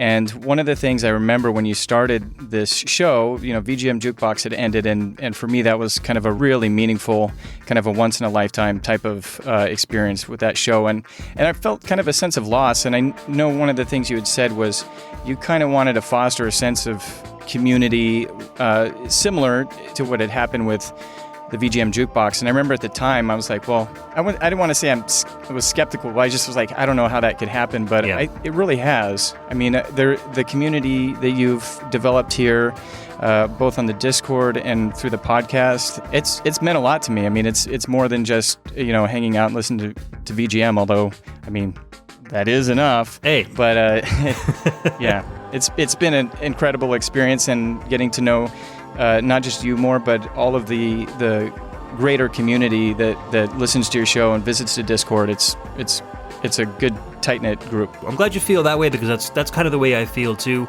I was also skeptical about trying to carry on a modified version of the mission statement of the VGM Jukebox. I could never fill their shoes. That show was absolutely magical. And I was so glad that, I had Emily on for my first episode, and they were able to come on for other shows after that and kind of, share their passions with the VGMbassy. So I wanted to kind of steal a little bit of that magic and bring it into the VGMbassy. But, from being very close friends with Emily at that time, and kind of learning about the, how both Emily and Josh got overwhelmed with all of the individual VGM picks that folks were sending in, and trying to keep on top of that, and making sure that everybody got their fair share. Part of those lessons I learned from how the VGM Jukebox did things kind of developed into just having people on the show and saying, well, instead of picking individual tracks, why don't you come on and literally share what you're excited about with VGM on the show? And I'm glad that worked. It was very nerve-wracking for me, being always having the safety net of Mike on Pixel Tunes Radio, and then coming into a show where it was like, okay, I'm the stalwart, and I'm picking people that I've never heard on a podcast before. Are they going to be good? Are they going to be not good? Fortunately, everybody that's been on has been absolutely amazing. There hasn't been a single show where I've been like, oh, I wish that didn't, happen the way it did. So whether that's just luck or blessed or a combination of talent or whatever, I'm glad that every single show that we've done has has been memorable. Yeah. Have there been any like particular episodes that have stood out to you over the years? Oh boy. So when you had initially talked to me about showing up for this shindig, I told you I'd have to wait a couple days because I had to go back and look, and really, I think the biggest difficulty I had was narrowing it down, and it's really tough because over the years there've been a lot of episodes that I absolutely loved that were fantastic. You know, like I love the Embassy exclusives when you opened up the once a month ones to everybody. That was great. Again, it's kind of a thing where we all get to kind of share what we think about certain topics, and you know, I'm full of opinions. And we love them. Absolutely, yeah. I love the Metal Gear memories with Gene. Those were a lot of fun. The story he told about when he was some OP guy, but in a Speedo, and his character is in a Speedo, and he had like no defense, and they sat there, him and some random strangers attacking the end boss.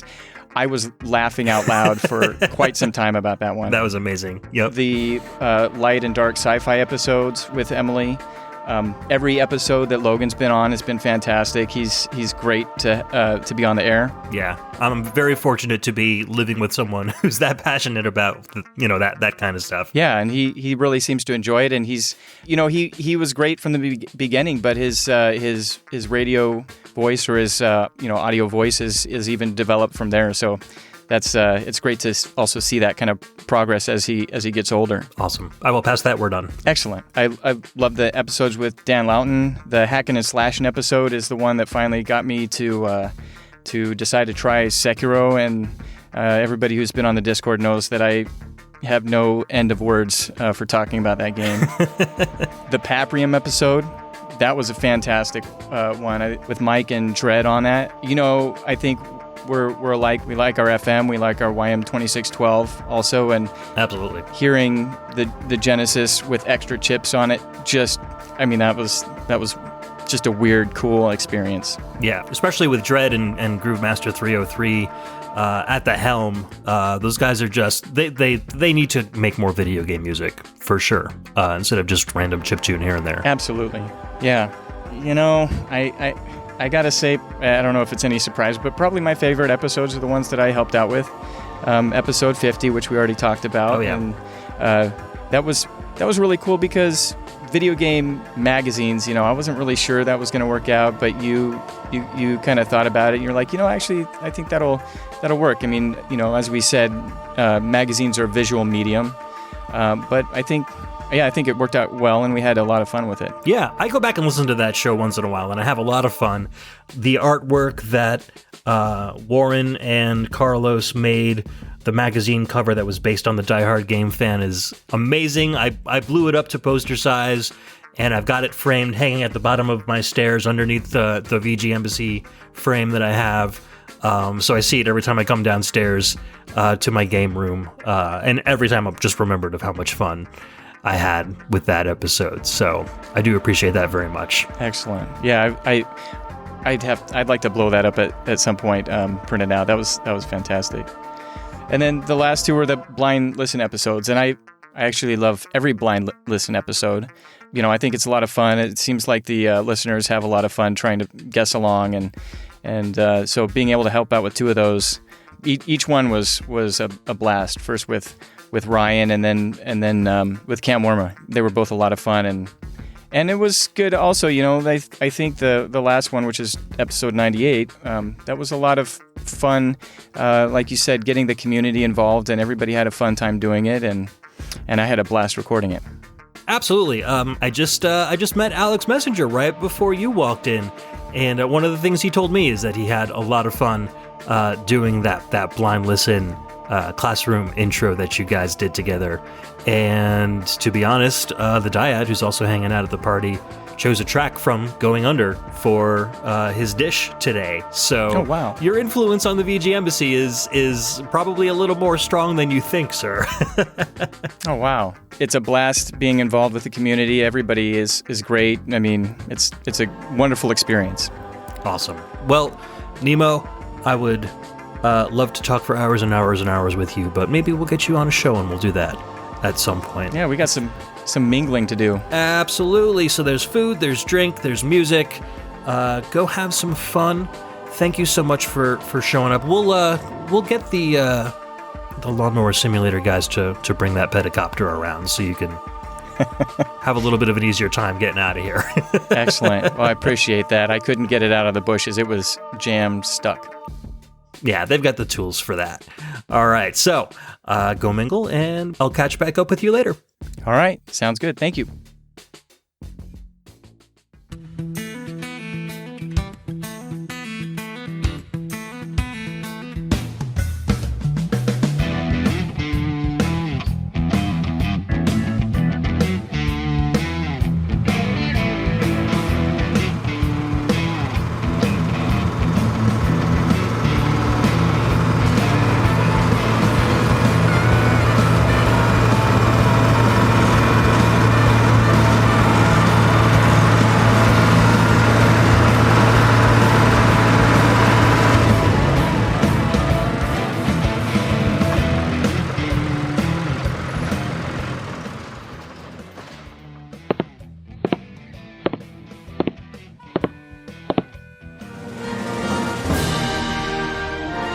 I'm sorry about that, eh? Huh. That's a weird doorbell sound. Well, look who it is, Mr. Ryan Steele. Driving in on... What is that thing?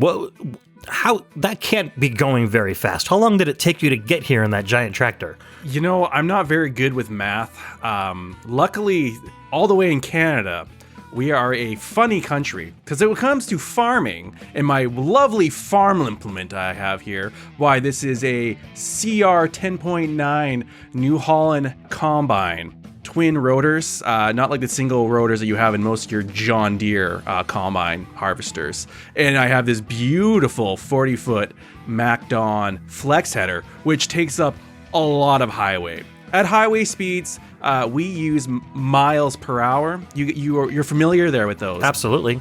I know in Canada, we typically use kilometers, but with farming, we use miles. Because we're all old farmers and we transferred over from imperial to the metric system, but a lot of farmers, we still use it. So they go anywhere between 20 to 24 miles per hour. Now, I live, 4,000 kilometers away. Once again, I don't know the actual, the transition between miles and kilometers, but it's a lot. Yeah. And it's very slow. In fact, I think I left here in the year of our Lord 2023, and I believe I've just made it in time. Well, I absolutely appreciate the sacrifice you've made to arrive. And I'm sure you probably had cars honking at you the entire way. Does that flex header take up like 4 lanes of the highway? It definitely takes, it depends on the highway you're taking, but yes. The standard vehicle is somewhere between 7 to 9 feet in width. So it's a chonky boy, as the kids would say.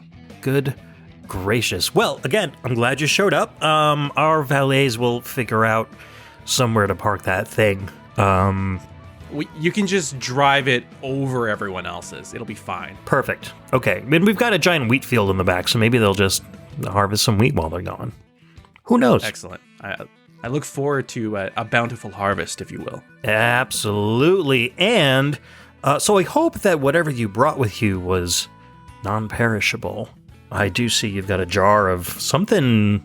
It looks like it's vibrating. What is that? Oh, it's a tasty, spicy jam. I wouldn't necessarily say it's somewhere between hot pepper jam and strawberry jam, but it is still a tasty, spicy jam. You see, Ed, this bountiful harvest that I have here was the sound director and the mastering was by Yosuke Kinoshita. The arrangers of this track is Kosuke Mizukami, Shin Ichiro Nakamura, Yosuke Kinoshita. Now, you'll also notice some of the musical stylings of the violinist of Masayo Kawasaki, the trumpets of Koshi Mitaari, the woodwinds of Kosuke Mizukami, the electric guitar, the rows of Hiromu Akaba, and that sweet fat bass by Yosuke Kinoshita. Of course, all this occurred and was recorded and mastered in the Koi Tecmo studio. Let's crack open that tasty jam, shall we? Sweet, you know exactly what I like. I like to know what all of my ingredients are before we crack it open.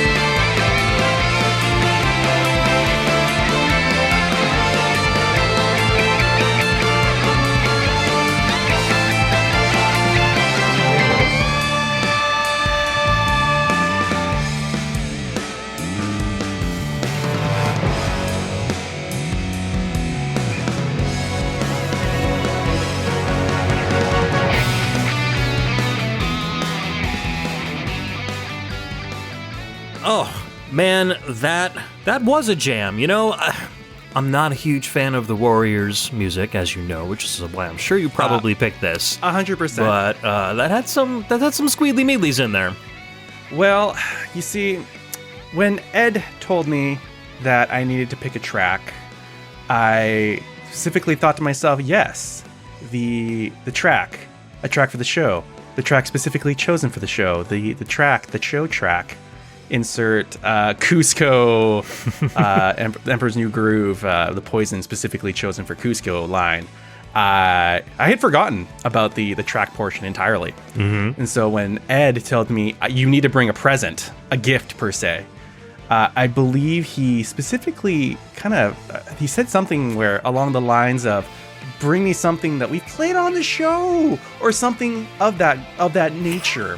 And I said to myself, how many times has my good friend Ed said to me, I will not do a Warriors episode, although I have played 7,000 hours of the game. The music, it does not jive. And any time that we have discussed metal, he has told me, I do not like the metal. I do not like it here. I do not like it there. I do not like the metal anywhere. It's true. Unless it is groove stoner metal, which lacks melody. So I said to myself, well, what is another when we talk about Smash Bros, we talk about, yes, look at this. Another Fire Emblem character. I know how much he loves Fire Emblem in his Smash Bros. And so I thought to myself, what an excellent opportunity at hand for me to present not only a Warriors track, but something with Fire Emblem, a merger of a beautiful concoction. And yes, it is delightful. It has the metal, it has the guitars, it has the woodwinds.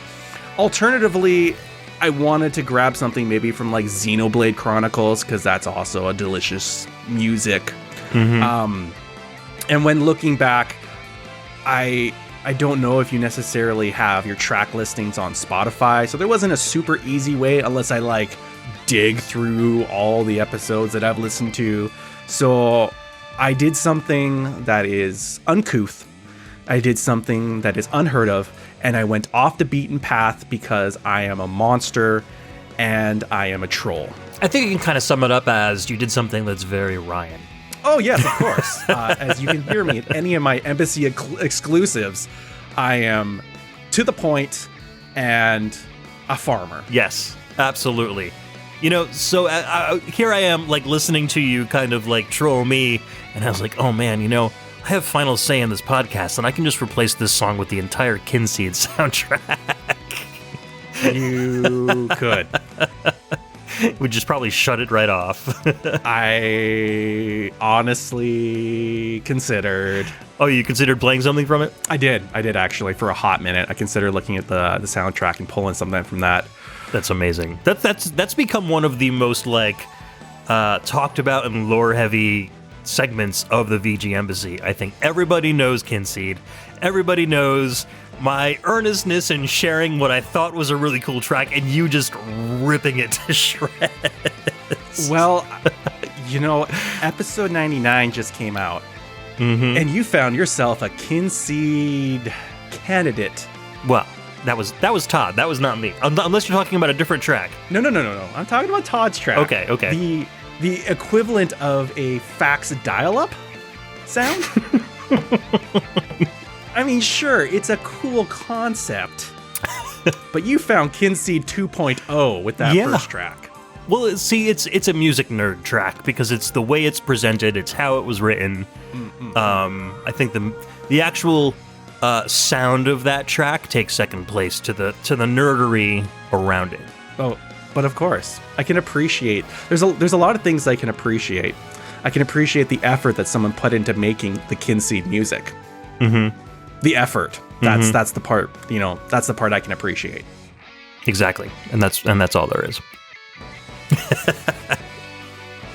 Well, I do appreciate that you drove all that way just to troll me. So that means a lot to me as well. I can't deny that.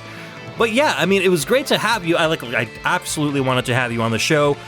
You've been a guest on my show twice. We did that farming episode that we talked about with the aforementioned Kinseed. Yes. And then we did a blind listen together for the soundtrack to Going Under, which I had a blast because that was a great soundtrack and that absolutely kept us on our toes the whole way through. I have great memories of doing that one. Oh, absolutely. Blind listens are an absolute delight. I can say that my experience with the VGMbassy has been great. I've noticed a trend where I really like it when you deep dive into a series. Like some of the honorable mentions, I loved your Tetris episode where you went into all the different Tetris games. I also really enjoyed your Metal Gear memories with Gene. And you're not the first one to bring that up. I really like it. Obviously, you already did with Pixel Tune Radio when you went into more of a deep dive with Silent Hill. But like when you went into The Messenger or your Bionic Commando, when you went through PAPRIUM, episode 51 was great, and your Sega CD episode. I really enjoy your deep dives into a game series. You know, it allows me to really experience a series through the music without having to actually play the game. It helps really expand my knowledge and really helps with any sort of FOMO from not actually playing these games by experiencing them through the way. I mean, like, I enjoy it when you're like picking a topic and things like that, but personally, anytime you do a deep dive on a series, even the arcade 1942 was a really cool listen. Awesome. I'm glad you enjoy those. I really like doing them. It was something that I was kind of hesitant to start doing because I thought it might be a little dry, but it seems like every time I pick a series to do and then, like you said, start really diving deeply into it, I always pull out these weird, obscure pieces of music that I didn't expect to hear and that are totally cool. So I want to keep doing that, especially with that Phalanx episode where I didn't realize that the Sharp X68000 version had a totally different soundtrack and that there was like a bonus Phalanx game on a Zero Divide PlayStation disc with a different arrangement of the Phalanx soundtrack. So little surprises pop up every time I do one of those. So I'm looking forward. I've had one on the back burner for the Raiden series for a while, and I think I'm finally going to release that probably at the beginning of 2024. And there's a bunch of cool stuff in there, so something for you to look forward to. I very much look forward to it, Mr. Prime Minister. Awesome. And the other thing, the other reason I wanted you on the show is because you've been a huge supporter of the Embassy exclusive show as well, and also a huge Patreon supporter, which kind of ties into the whole Embassy exclusive thing because that was formerly a Patreon exclusive show. But just getting the detailed responses from you, and of course they're sometimes troll responses. Sure. You help give us a lot of cool stuff to talk about when you respond to a lot of our topics. And I do appreciate that, and we don't always agree with what you say, and sometimes we do, but it's always fun having like a core group of people that really are into that show that respond to our topics, because that's what drives the show at this point. Like, originally we weren't really reaching out to the community that much, but it seems like the more we've gone on, the more we've really wanted to get everybody's opinions and kind of bring the community into it. So it's funny because we always look forward to your responses, but on the show we're always like, okay, here we go, here's Ryan. But it's always kind of an act. We do really gotta grind through it. Yeah, exactly. We always do really appreciate it. I've been talking with another one of our Discord stalwarts, Red Hua, and he's gonna, I think, start recording some voice testimonials. So if that's something you're interested in doing, instead of typing out a whole 5 paragraphs of things, we'd love to have your voice on the show too. So feel free to do either one. Both are fun. I suppose I do have the capabilities of doing such things. You do have a little recording studio at your farm, so just a little one. Yeah. Well, it's the idea of you put in and you get out. You reap what you harvest. So if I want to have an Embassy exclusive full of my thoughts, I gotta type them all out. And sometimes you get that topic and you're like, I don't have any idea what to talk about. Sure. I had no idea that when they talk about deck building games, it was talking about games like Marvel Snap. I didn't know. So what did I talk about? I talked about what I do know, Magic the Gathering, because that's the concepts are the same, air quotes. Yeah, I mean, there is a Magic the Gathering video game, isn't there? You can play that online, so I guess it all works out. Yeah, MTG Arena. Plus, I think you also taught us how to build an actual deck on the back of your house, right? So, I mean... Yes. You could take that in many different ways. But yeah, it's always been fun. I'm looking forward to having you back on the show, hopefully in 2024. Maybe we'll just pack it in and do a Warriors show, because I was just talking with Bedroth a couple minutes ago at this party, and talking about how when we did that symphonic / classical music, it was something that I would never have done solo, and I actually end up really enjoying it. So maybe if I swallow my pride and do a Warriors show, maybe something good will come out of it. I think it'll be fun. Maybe. We'll figure out something. Yeah, it'll be fun. And more blind listens on the way, too. I'm looking forward to people submitting blind listen soundtracks for us to listen to. And, I had so much fun doing one with you. You'll be invited back for those as well, provided that we have enough material to listen to. So look forward to that as well. I hope so. My body is Little Caesars hot and ready. Just like that track that you just played. Does it matter if the Little Caesar pizza is good? Nope, it's hot and it's ready. What else do you want? It's $5. You're not ordering Little Caesar's pizza expecting gourmet, and you're not listening to Warriors soundtracks expecting gourmet either. Absolutely got him. All right, man. So there is a huge party going on in the main foyer, so go join all the other VG ambassadors. There's food, there's drink. there's some music, you want to get in the DJ booth and spin a couple of your own tunes, that's totally cool with me. Enjoy yourself, and I'll catch back up with you later. All right, sounds good. I'm ready to party. All right. Thank you, sir, for coming on the show. And again, thank you for being a huge supporter of the VGMbassy.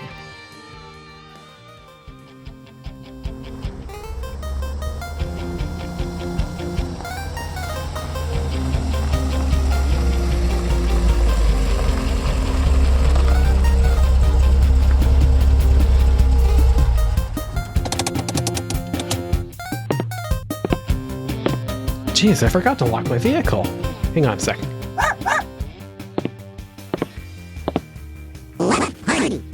That is a weird doorbell. Dan Lawton, what a surprise! I thought you were down in Florida. What are you doing here? Well, you see, I was taking the old vehicle for a spin there. I'm not sure if you see my precious beauty out there, but when I was going, the GPS just totally went on the fritz there. And so, you know what? I just kept going. I said, I can do this with my heart. And then I took that wrong left turn at Albuquerque, and now I'm here. I think the GPS probably guided you here because, surprise, surprise, we are doing a special 100th episode party at the old embassy today. That's what all the racket is. Yeah, I was wondering what that was. I could hear it from outside. I tried to send an invitation to your wife up in Canada, and she said you were down in Florida. She couldn't get in contact with you. There was some sort of a apocalyptic emergency down there, and no messages could get through. So this is just serendipity. It's perfect. Yeah, there's something about it. You know, when I'm just on that death road to Canada and the puppy mobile, there's something about that just like I totally get into the zone, and then the outside world just completely shuts out. And so, you know, fate has it, and now I'm here. Sometimes you just got to look fate in the eye and say, cool it. Cool it. And that's what got me attacked last time. Well, I'm glad you made it here alive with most of your hit points intact. And you've got, it's a long journey, so you must have had some provisions. Is that a case of VGM under your arm? Oh, you betcha. Like, if I am going to go out on the road and I'm going to protect myself, I have the Doom guy in the car, and I have that weird kind of guy who looks like the dude from Ninja Turtles, Casey, I think his name Jones, is. oh, yeah. Like, I got the whole squad back there. But you know what? The thing that kept us motivated and kept us going was that old can of VGM. And with me today, I brought one of my favorites that I actually got to introduce to you way back. And that's that lovely track that I had from Paddle Box there. I really got to share that tune again with you and everyone else. Unbelievable. All right, let's take a listen. Let's get this party going.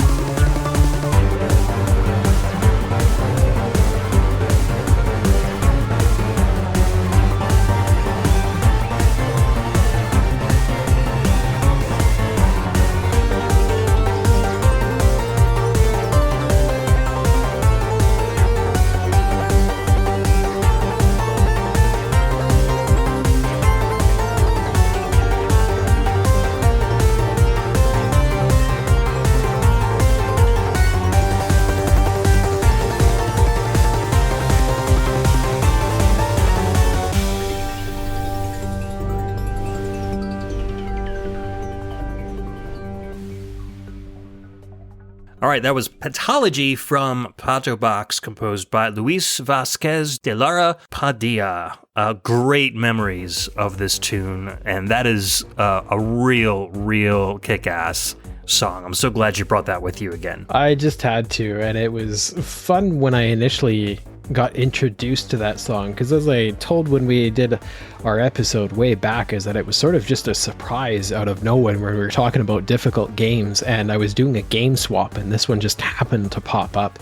And as I was going through this, like, my goodness, not only is this brutal, but the soundtrack is just incredible, so it kind of kept me going. And I have heard this song way more times than I could possibly ever articulate. I guess I could look it up in terms of like a Spotify statistics or something like that, but it wound up on my workout list as a result of that episode. Oh, I think I remember you saying that, yeah. So I have listened to that song so many times, and there's something about it that as soon as it is that I'm exercising and then that song comes on, I kind of get that like, okay, I'm in boxing mode, I'm a duck.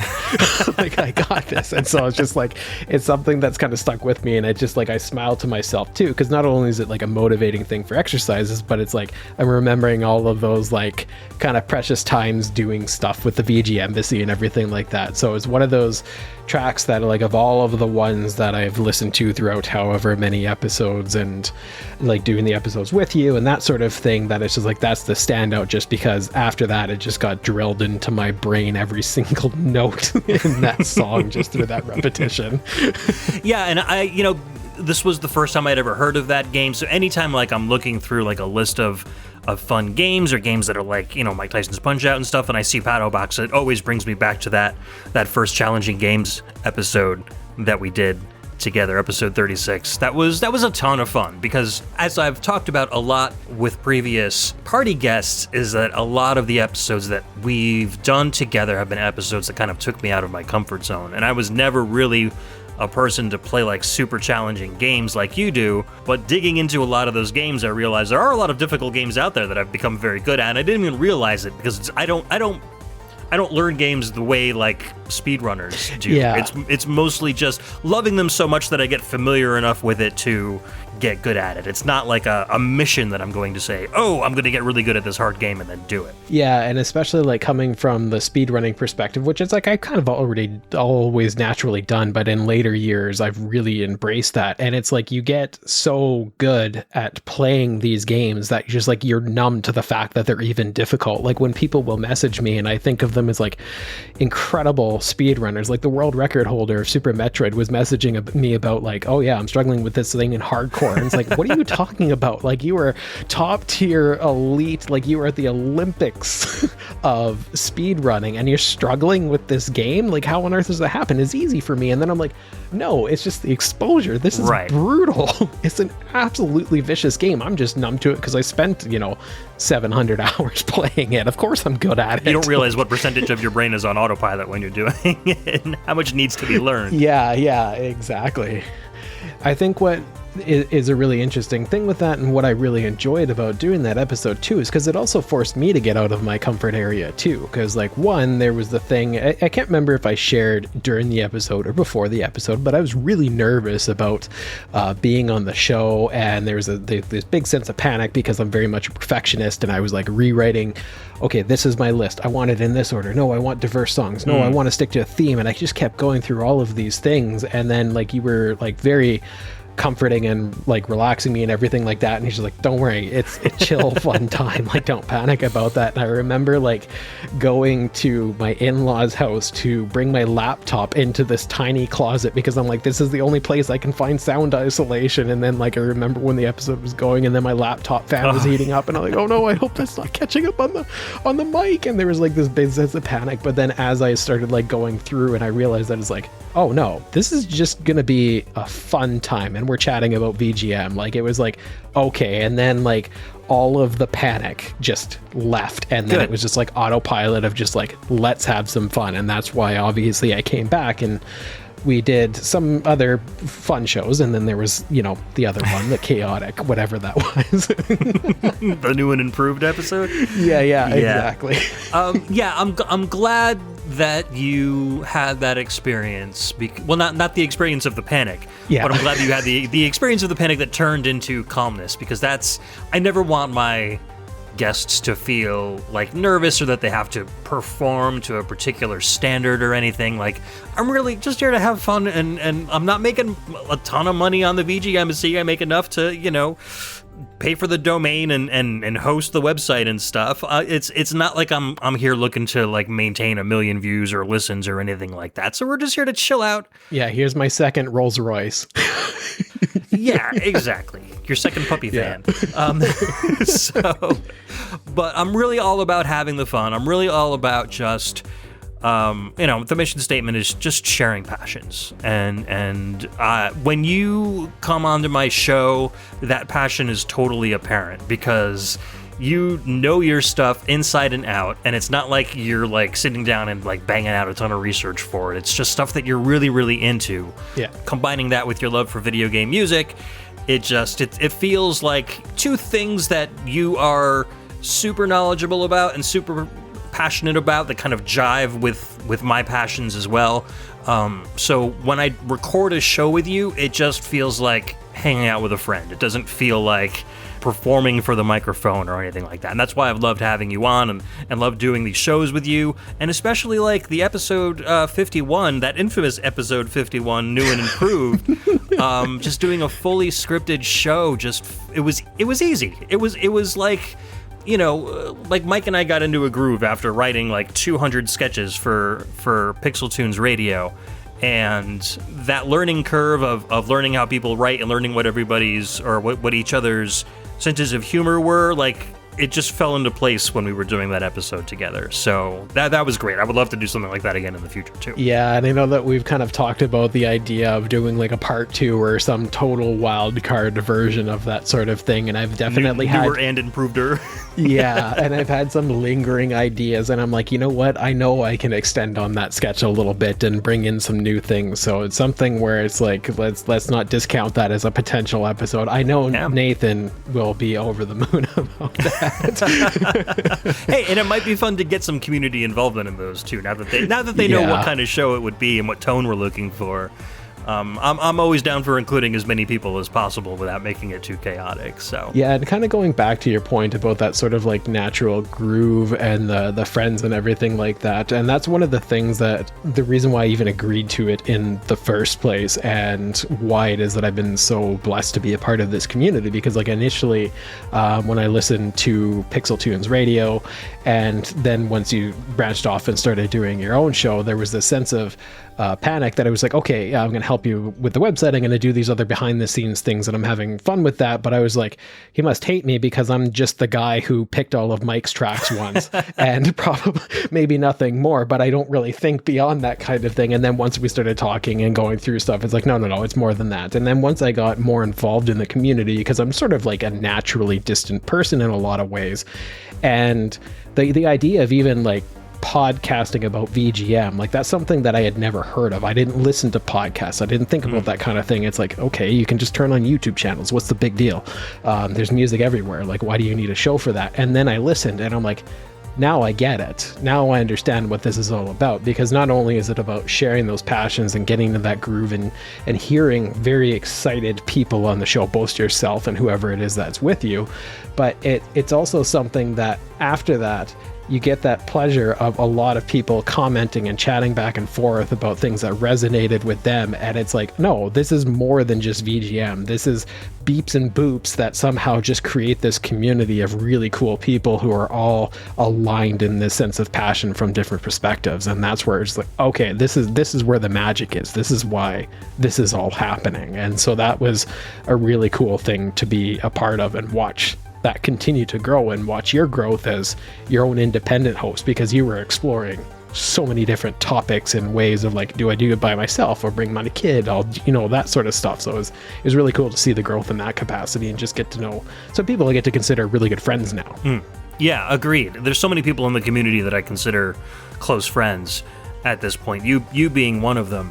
And yeah, I think to your point, I was kind of one of those people too. Like when Todd first told me about Legacy Music Hour and there was a VGM podcast out there, I was like, at first I was super excited, and then I kind of thought like, well, I have all this video game music at home. Like I'm looking at the playlists on the shows and going, well, I could listen to this stuff anytime I want.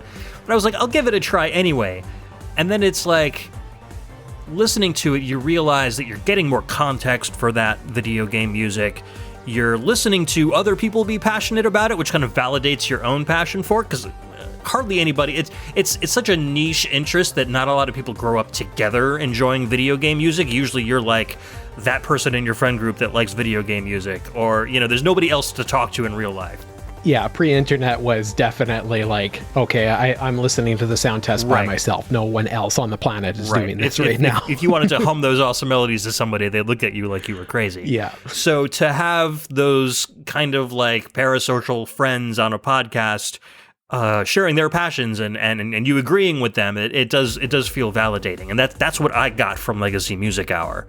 And so when Legacy Music Hour ended, I was like, well, I can kind of return that. I can be that for people, I think. And I can probably share and teach them more about video game music and music hardware, because the Legacy Music Hour guys weren't really into that kind of stuff. And that was the kind of stuff that I think I would want to hear about if I was on a podcast or listening to a podcast. So I'm glad you kind of get the gist of what that's all about. That I appreciate that quite a bit. Yeah, and that's actually kind of what leads into like a couple of my favorite episodes in listening to that. As much as it is that I just want to say the episodes with me are the best ones, because clearly. But like I can think of a couple of them that stand out for me. Is one, thinking about the passion and that knowledge and that sort of thing, is the blind listen that I asked you and Rob to do was so much fun for me to listen to, because other blind listens, like I love going through them. They're actually some of my favorite episodes, especially when they find some really wild card game where it's like, where on earth did you even find this kind of thing? And it's like, it's really, really cool to be able to hear. But that one, because I had that emotional connection to it as a game that I played a lot and I loved the soundtrack, and I'm like, oh my goodness, I actually know VGM that both Ed and Rob don't. What are the odds of that? Like, and so when I finally found that, and then when I was listening to you two, like really breaking down so many of the things in terms of like, okay, these types of tones, this type of rhythm, this type of, and then you started like even like narrowing geographical regions just because of that knowledge and that experience that you both have. And it was really cool to be able to see that it's like, not only is it something that you're passionate about in terms of like, say, the way I would look at it is like, yeah, I really love this music while I'm playing this game, but it's also something where it's like you're looking deeper than that. You're looking at these structures, you're looking at patterns with like certain areas, you'll have these types of compositions, and that stuff was really cool to see. And then the other episode that I found really, really enjoyable as like sort of a surprise to me was the Pico episode. I think because I've just looked at that console, as it were, the virtual console, as just sort of like a demo testing grounds and nothing more. I didn't really think of anything as like, here's depth to this. Yeah. They're actually quality games, quality tunes, and there's a lot to take from this. And then when you two were doing that, I'm like, wow, there's some incredible music. And then once it's like, no, Celeste came from that kind of thing. And then when you start seeing some of these other games that were coming up in that thread in your Discord, where it's like, my goodness, there's some like really incredible stuff here. This is not just people trying to just get introduced to programming like they would, here's my programming 101 class in college. Like, no, there's some real stuff here. And I think that was really fun to explore, because even when it's lesser consoles that I don't know about, or like a Japanese computer system or something like that, it's like I know enough about it to be like, okay, yeah, I know a lot of people would like that, and I know what it's capable of, but this was just such a surprise to me, and so that was really cool to be able to hear that. Awesome. Yeah, the Pico 8 is I think a virtual console kind of a thing. It doesn't get taken seriously by a lot of people, and to kind of add some legitimacy to that platform was a big goal of mine. We were sharing a lot of games and stuff on Discord afterwards, and we kind of have a little Pico 8 Playground channel on my Discord, which we were using for a while. And I really wish at some point that they will kind of be able to embed those games into Discord, so I could like make a channel with just like a couple of games on there that would like save high scores, and then we could take turns playing and like try to beat each other and stuff. I won't participate again.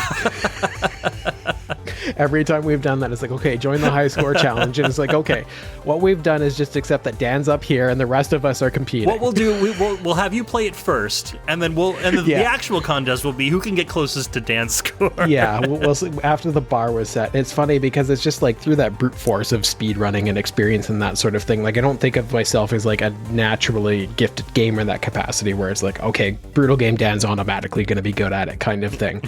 But I remember with this whole like VGM kind of thing where we started doing things in terms of like some of the gaming challenges, and where I recognized that it's like, okay, just through my experience there might be a bit of a skill gap, was when we were doing the Mario Kart challenge. And then I set my time up, not thinking anything of it. And then there was that one speed runner of the game who was like, I'm one of the top runners in Europe and I'm trying to catch up to your time. And I'm like, what are you talking about? Just, I don't know, go what? Wait, what? just do the thing. Like, I don't know. I did the thing. Yeah.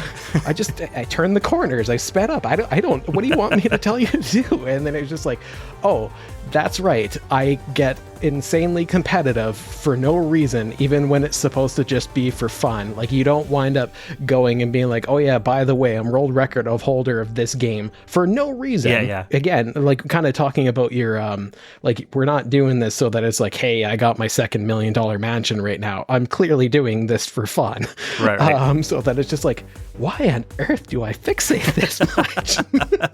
Well, see, that's why I like co-podcasting, because it's all completely cooperative. There's no competitive podcasting out there, so we don't have to worry about you when we podcast. Oh, I'm gonna host the shit out of you. Incredible. So speaking of which, we do have plans for a show in the very near future. I think we were waiting for a particular game and the theme that we were going to be visiting to come out, and then once that's done, we've got a show. Probably within the next couple of months, we'll be appearing back again on the VGMbassy. I think that they mentioned it was like going to be January-ish sort of range, like that Q1 sort of range. So we'll have something pretty soon. I'm really stoked about it. Awesome. Very, very cool. I'm so sorry it was hard to get a hold of me, but that puppy van, like, once you get in that zone, you just ignore all the calls and everything like that. When you're in Florida, anything can happen, so I'm not surprised. You betcha. But you must be very hungry from your travels. We've got a full buffet in the main foyer. We've got all of our friends and guests hanging out in there, some music pumping, so feel free to go and mingle and socialize, and I'll catch back up with you later. Sounds good. I'm going to jump into that food right there. It looks delicious. Hey, no, what time is it? No, babe, I gotta go to, I gotta go to the VGMbassy thing. Yeah, no, it's fine. No, I'm just gonna Misty Step, it'll be fine. Yeah, okay, I gotta go. Alright, bye.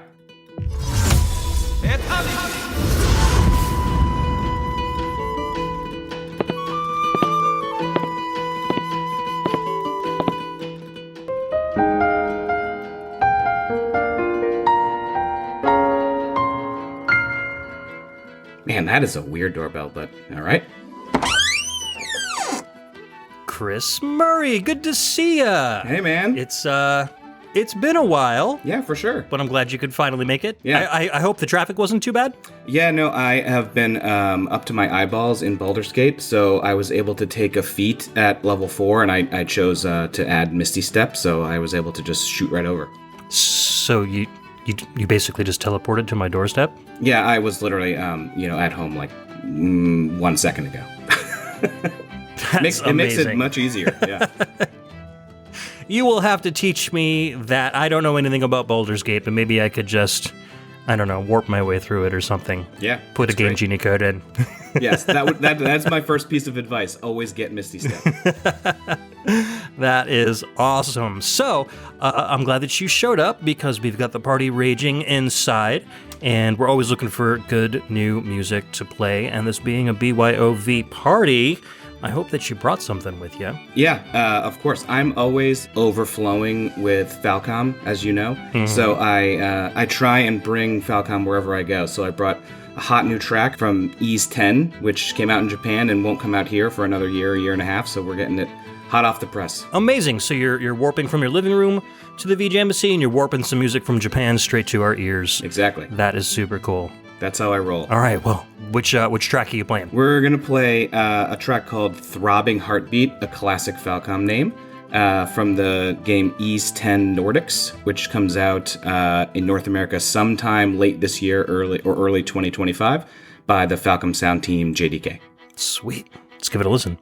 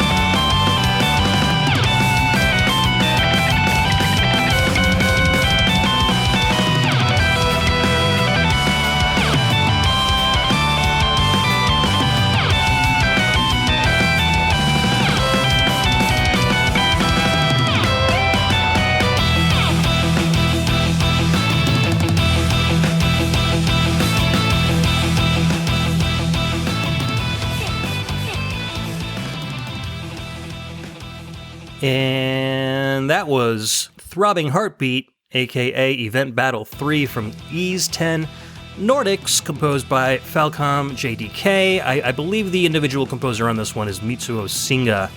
And that was a rockin' tune, perfect for getting this party in rage mode for sure.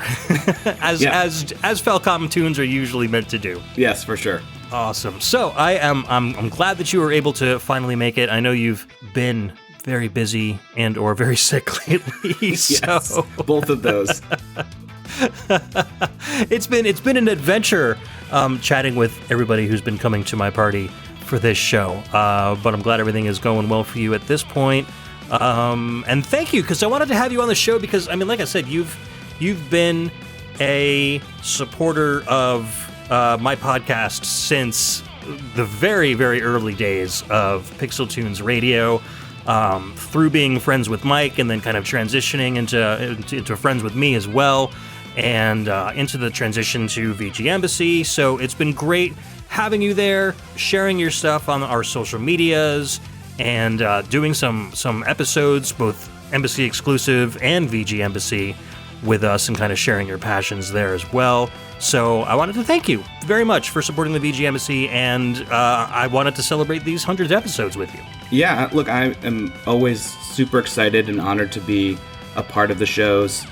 Like you said, I feel like I've been around the block for a minute at this point. But you and Mike were my entry point to VGM, and I loved PTR and was sad to see it go, but was really excited to see what you were going to bring from a solo perspective. And it's been amazing to watch the VGMbassy vision really come to life and evolve. I feel like it's been really a tremendous and innovative show with the blind listens and all sorts of other things that you've done. So, I'm just happy to play any contributing role, to that vision coming to life. That's awesome. So you say that you kind of got into VGM through the podcast, so you weren't as much of a Falcom fan before you started listening to Pixel Tunes? No, I had never heard of Falcom before as a company or musically in any way. I had listened to VGM like like you can't really be friends with Mike in any meaningful way and not have it be like sort of game related, invading your life. And I grew up not knowing that people like actively and purposely listened to it, other than Mike. But then when I reconnected to Mike, I was sort of like, oh yeah, I remember like we used to listen to all that stuff, like the remix, like an OC remix and all this other stuff, and you know, I had like the Final Fantasy and some of the SNES RPG like soundtracks on my phone and Streets of Rage, and I was like, yeah. And then again, like the podcast just sort of opened my eyes to like, you know, I think a lot of people have this first realization of like VGM is just music. It doesn't have to be couched in this sort of like video game where it's just bleeps and bloops or whatever. And there's like a whole, you know, a passion behind it, like any sort of music. And then the community notion around the thing just like really sucked me in, and it was like, it's sort of like certainly the strongest and most vibrant online community I've ever been a part of, and I feel very fortunate to have found you guys.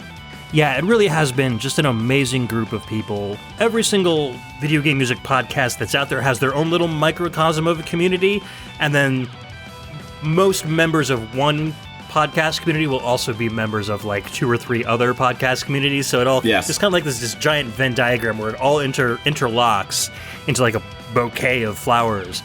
I thought that was really, really cool when I started seeing these things develop, and kind of having been there since the beginning. It's really cool to like be able to trace the origins of all of these fans and where they came from.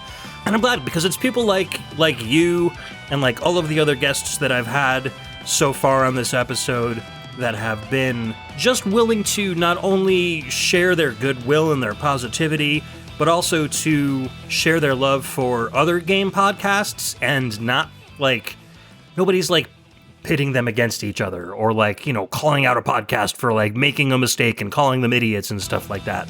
None of that happens in this community, and I've always considered myself so blessed to be a part of that, because I'm not a drama person. I don't like that kind of stuff. Yeah. And I think I would be trying to keep the VGMbassy much more insular if the rest of the community were like, you know, toxic. So just the fact that I can open myself up to the community like an embassy does, and not have to worry about warring factions like an embassy might, makes it very, very easy. Sure. I mean, it's a testament to, you know, the communities that you and, you know, Mike and Alex and others have created, and sort of that culture of openness and acceptance. I mean, like, you know, I think the gaming community in general has a track record and sort of reputation of being more toxic than not. Yeah. And I mean, I've experienced almost no toxicity across any of the VGM sort of communities and things. And to the opposite, I've made legitimate friendships and have had some of the more meaningful and deeply personal conversations with those people than I ever thought I would. I completely agree. There must just be something about video game music that brings out the best in people. Yeah. And that's cool. I think it just takes a kind of a positive and empathetic kind of person to get into a music scene like this too, because it's music that associates itself with another art form. So you kind of have to have the joining of those two mediums together to make it more than the sum of its parts, basically, I guess is what I'm trying to say. Yeah, for sure. My other musical passions are like pop punk, post-hardcore, metalcore, and those communities are far more gatekeepy and specific around like, well, this isn't pop punk enough, this isn't this enough, and I'm like, we don't, that never shows up here. So yeah, and my other interest being the goth and industrial community, which is very gatekeepy as well, and also very misunderstood. So I completely understand where you're coming from. Yeah, we have that kind of perspective there to show us how blessed we are, like I said. So that's really cool. I was talking with Mike because we had just released, as of the release of this show, late last month, our 10th anniversary Pixel Tunes radio show came out, and we were kind of talking about, at least at one part of the show, we talk about our episode on the Yeez series, which we called Volume 1, and we never ended up actually getting to do a Volume 2 because it was towards the end of the run. So maybe if you're interested, I mean, just sharing a Yeez track here kind of gives me the idea. Maybe if you want to come back on the show and do a show kind of focused on Yeez. I think, didn't you do a Yeez show for... I did a Trails of Cold Steel with Alex and VGM Journey. That's what it was. Yeah, I knew it was another series in that. Yeah, so would you be interested in doing something on Ys? Yeah, absolutely. I mean, I can literally never get enough Falcom, and there's just so much interesting stuff in all these series. They've been going around for so long. They branch in such different and interesting ways. I'd love to do that. Amazing. That's great. So look forward to that, listeners, sometime in 2024. We'll get working on that for sure. I'm kind of opening my horizons. I've got Ryan Steele already working on a Warriors series episode for us. Awesome. He's been doing some research on that. We just talked about that a couple of guests ago. So it's going to be fun. There's going to be a lot of really rockin' tunes. More high energy music. Yeah, exactly, which is kind of what I live for. So amazing. All right, Chris, thank you so much for hanging out with me. It's always a pleasure. I'd love to have you back on Embassy Exclusive next time you're up in the Northeast. That would be great. Yeah, well, now that I can Misty Step, we can make it much easier. Yes, through the magic of Zoom. I mean, Misty Step. Anything is possible. So there's a huge party going on in the main room. All our friends are there, so go avail yourself of some food and listen to some cool jams, and I will catch back up with you at the end of the show. Sounds good, man. Thanks for having me.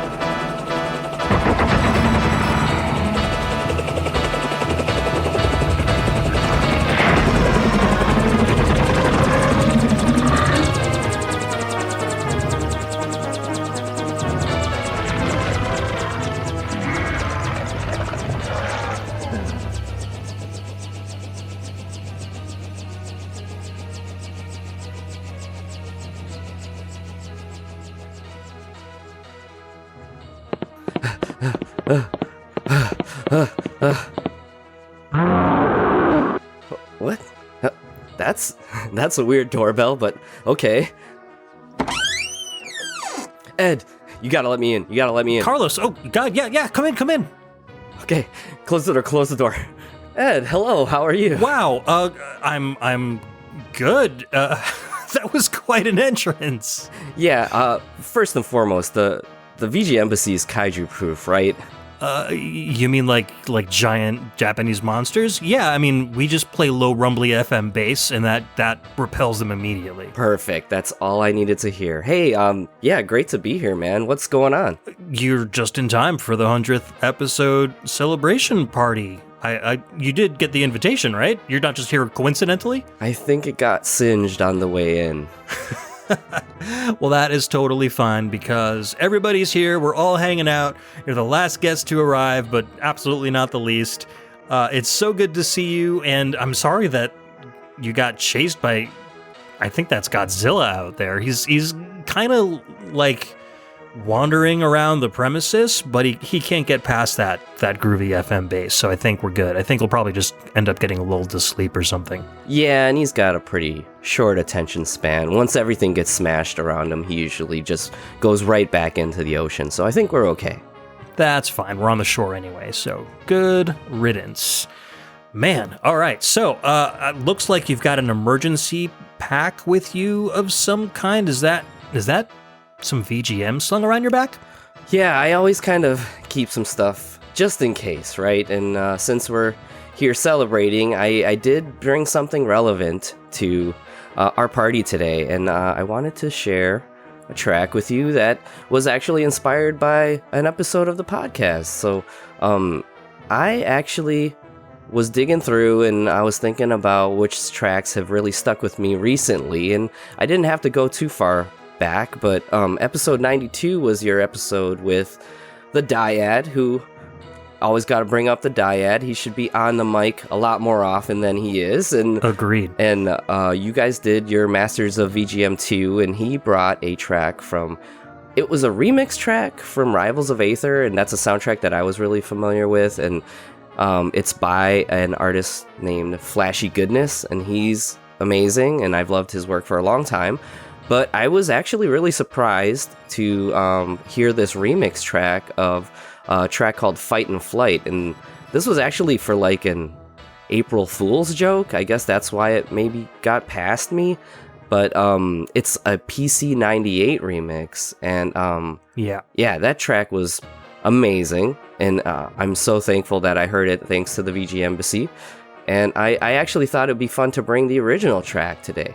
Sweet, yeah, this is from the original Rivals of Aether. And it's really cool to share the music that inspired that awesome PC98 remix. So let's take a listen. This is from Flashy Goodness.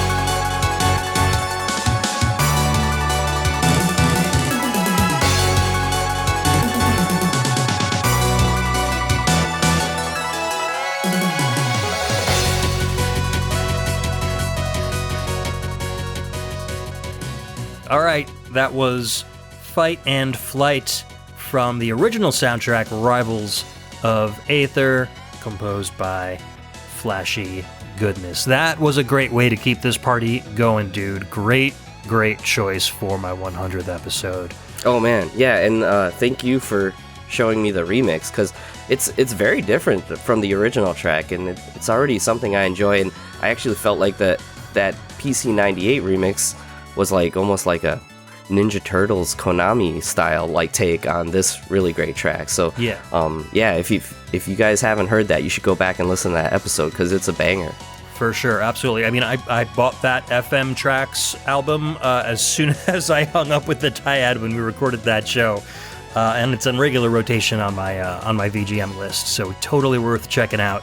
And speaking of which, since the Dyad shared that, he is chilling out of the party in the main foyer, so you can go thank him after we hang out and chat for a bit. Love it. So, Carlos, thank you for coming and hanging out. As usual, whenever anybody, I mean, I've had it happen to me too. You come back from a large video game convention, you come back, you're a little under the weather, so I appreciate you powering through it and still hanging out with me at this party. Yeah, somehow a frog got into my throat, but I'm more excited to be here and celebrate. Awesome. It's been, I think, 60 episodes since you've been on. It was episode 40, our Beat 'em Ups show. And man, that had some great music because we dug up some really weird indies like Fist of Awesome. Yeah. We played some really popular stuff from like River City Girls, of course, Scott Pilgrim vs. the World.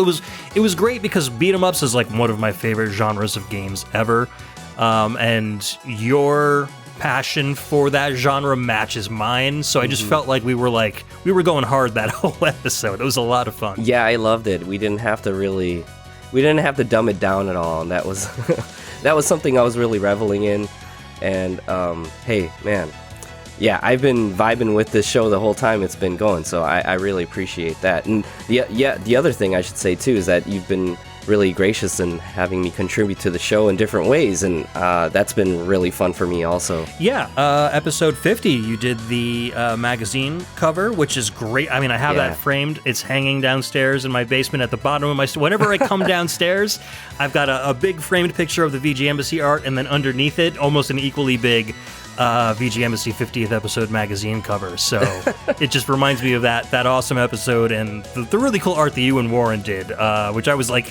super happy. I couldn't have asked for a better 50th episode piece of art, so that's absolutely cool. Yeah, like to be able to pay tribute to Game Fan and also like pay tribute to the podcast at the same time was super fun to me. So yeah, thanks for that. And also, I also have to say, like, being a part of things like the Blind Listen episodes was really fun. I did the Gaiopolis episode for you guys, and having you and Keyglyph go through and try to figure stuff out is something that I got so much enjoyment out of listening to. So, and I mean, not only that, the other Blind Listen in general is such a really fun idea, and I can understand how hard it could be to orchestrate that in a way, because the one thing I realized really quick was that you know a lot of video game music already. How am I gonna bring you something you don't know? So it's true. It was really fun, kind of trying to play around back and forth, figure out what I can use for that, and yeah, that was a stupid good time. Yeah, that was a great choice because, you know, Emily's also really, really well versed on video game music, and that was one that neither one of us had heard of, and the soundtrack kept us on our toes. Like, it's super awesome music.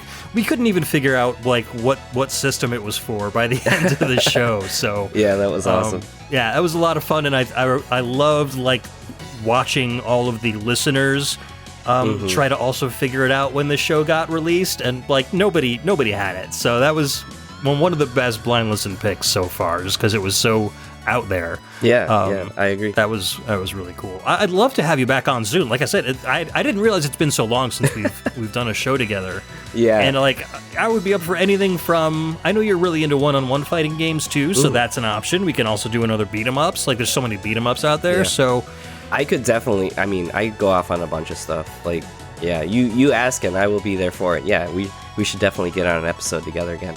Awesome, that would be cool. I mean, even to kind of combine your love of kung fu films and or kaiju films with video games. Something I love to do, yeah, be fun for sure. Too. I know there's been a bunch of Godzilla games. The soundtracks haven't always been the best in the world, but... For me, it's definitely more of an 8-bit, 16-bit era stuff when it comes to Godzilla game music. But yeah, we could definitely put together something. Yeah, but there's stuff inspired by that too, like King of the Monsters and Gigabash that came out like a couple years ago. That was kind of like a tribute to King of the Monsters. That had some good music. So yeah, there's a weird kind of multiplayer kaiju game kind of renaissance going on right now. There's more than just Gigabashers, and actually they're doing like collabs with like Ultraman and Godzilla and stuff, which is really fun. But yeah, I mean, you don't have to convince me to do that. I'd be happy to. All right, we'll have to do some research and come up with a theme, some qualifiers for what kind of games we can feature on a kaiju related show. I think that'd be a ton of fun. Yeah, but again, congratulations here are in order. Thank you for everything that you've been doing with the VGMbassy, and I mean, honestly, thank you for keeping this community together too. I feel like the Discord, to pump the Discord a little bit, all the people in there are super cool, and everybody has some fun things to bring up, and I've learned a bunch of different games thanks to you guys. So yeah, not just you, but the community that you've inspired, Ed. Thank you so much. That's awesome. I really appreciate that, and it shows that, you know, as I've said with other guests before, it's the vision that I had for this show, and it's so amazing seeing it kind of like come to life and it's so awesome that people have, made friends and gone off to do other VGM podcasts of their own, or discovered the VGMbassy and started enjoying VGM through that, and are now guesting on other VGM podcasts. So it's really, really cool to kind of almost see raising a child. Yeah. And just to kind of have that awesome non-toxic community kind of grow around definitely. The VGMbassy. Yeah, I completely agree with that. And you say it at the beginning of every episode, and you've been true to it the whole time, so thank you. And thank you. I mean, you've been a patron of the show, you've been a supporter since, you've been around since, the Pixel Tunes. I was days. hyped right away. Yeah. I was more of the tail end of Pixel Tunes, and I was really surprised when Pixel Tunes was ending, and it was one of these question mark moments, what's happening right now? But honestly, we've gotten so much richer after the Pixel Tunes. It's kind of weird, right? Yeah, for sure. Mike and I, as of this recording, Mike and I have just released our 10th anniversary Pixel Tunes radio special. And we did talk a lot about that, about how the two separate podcasts that we split off into are kind of greater than the sum of its wholes. I think we both have our own great communities now with a lot of crossover. Yeah. And it's bigger than, both of them combined are bigger than we thought Pixel Tunes could ever be in terms of community support. So we are both really blessed for that, for sure. Love to see it. Awesome. Yeah, it's awesome. All right, man. So there are a ton of folks, like I said, hanging out in the main room, having a party, and there's lots of food, and we're playing some great VGM. So why don't you go hang out with them for a little bit, and I will catch back up with you later on. Thanks for having me, man. Awesome. Thank you, Carlos. We will see you soon on a future VGMbassy. And of course, we also get a lot of your input through Embassy Exclusive, too, so I'm sure we'll be hearing from you on those. Definitely. 3 hours later. All right, take care, Bedroth. See you later. Bye, Alex. Thanks for stopping by. Take care, Dyad. Good seeing you. All right, Joby and Nemo, our guys got that pedicopter out of the bushes, so have a safe trip home. Bye, Ryan. Have a great 4-day trip. All right, Dan. Say hi to your family for me up in Canada. Take care, Chris. I think you've got the easiest ride home. All right, Carlos. Good seeing you. Take care, man. Whew. That was a party. I am pooped out. That cake was yummy. It was very delicious. Luckily, and it wasn't moist. too stale. Stop with the puns! I'm never going to stop. Well, it wasn't a lie. We know that. It wasn't. And the tastiness and deliciousness was not a lie either. So I wasn't. guess GLaDOS was right on point. She was Even though this she time. probably doesn't have taste buds. I did notice a hint of goldfish, though, which is actually canon in the recipe. Oh, interesting. Like goldfish crackers? Like fish crackers. Oh. Literally cheesy fish crackers. That's cool.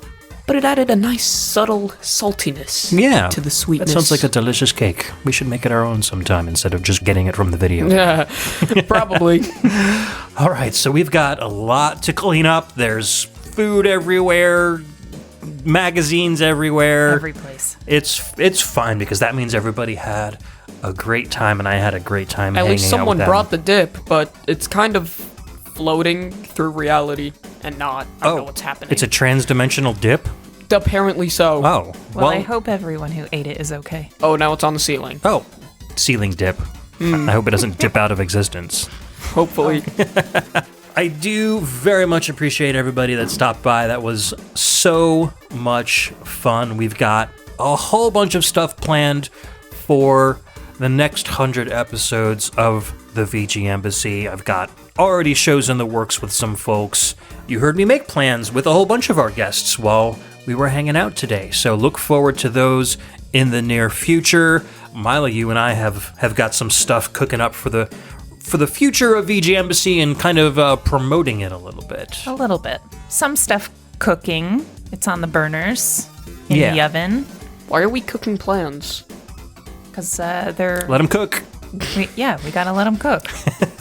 Yeah, so what's going to happen going forward is we're going to, now that I've got the shows up on YouTube and the show's a little bit more accessible to folks in that space, we're going to start making some YouTube videos that are related to the VG Embassy, some YouTube shorts, maybe some short videos here and there. It'd be nice to kind of get on camera and do some fun stuff to get the VG Embassy to be a little more visible to folks who might be interested in video games and maybe to kind some of gaming videos Yeah. for some upcoming podcasts. Yeah, exactly. Maybe some videos that are related to podcasts and stuff.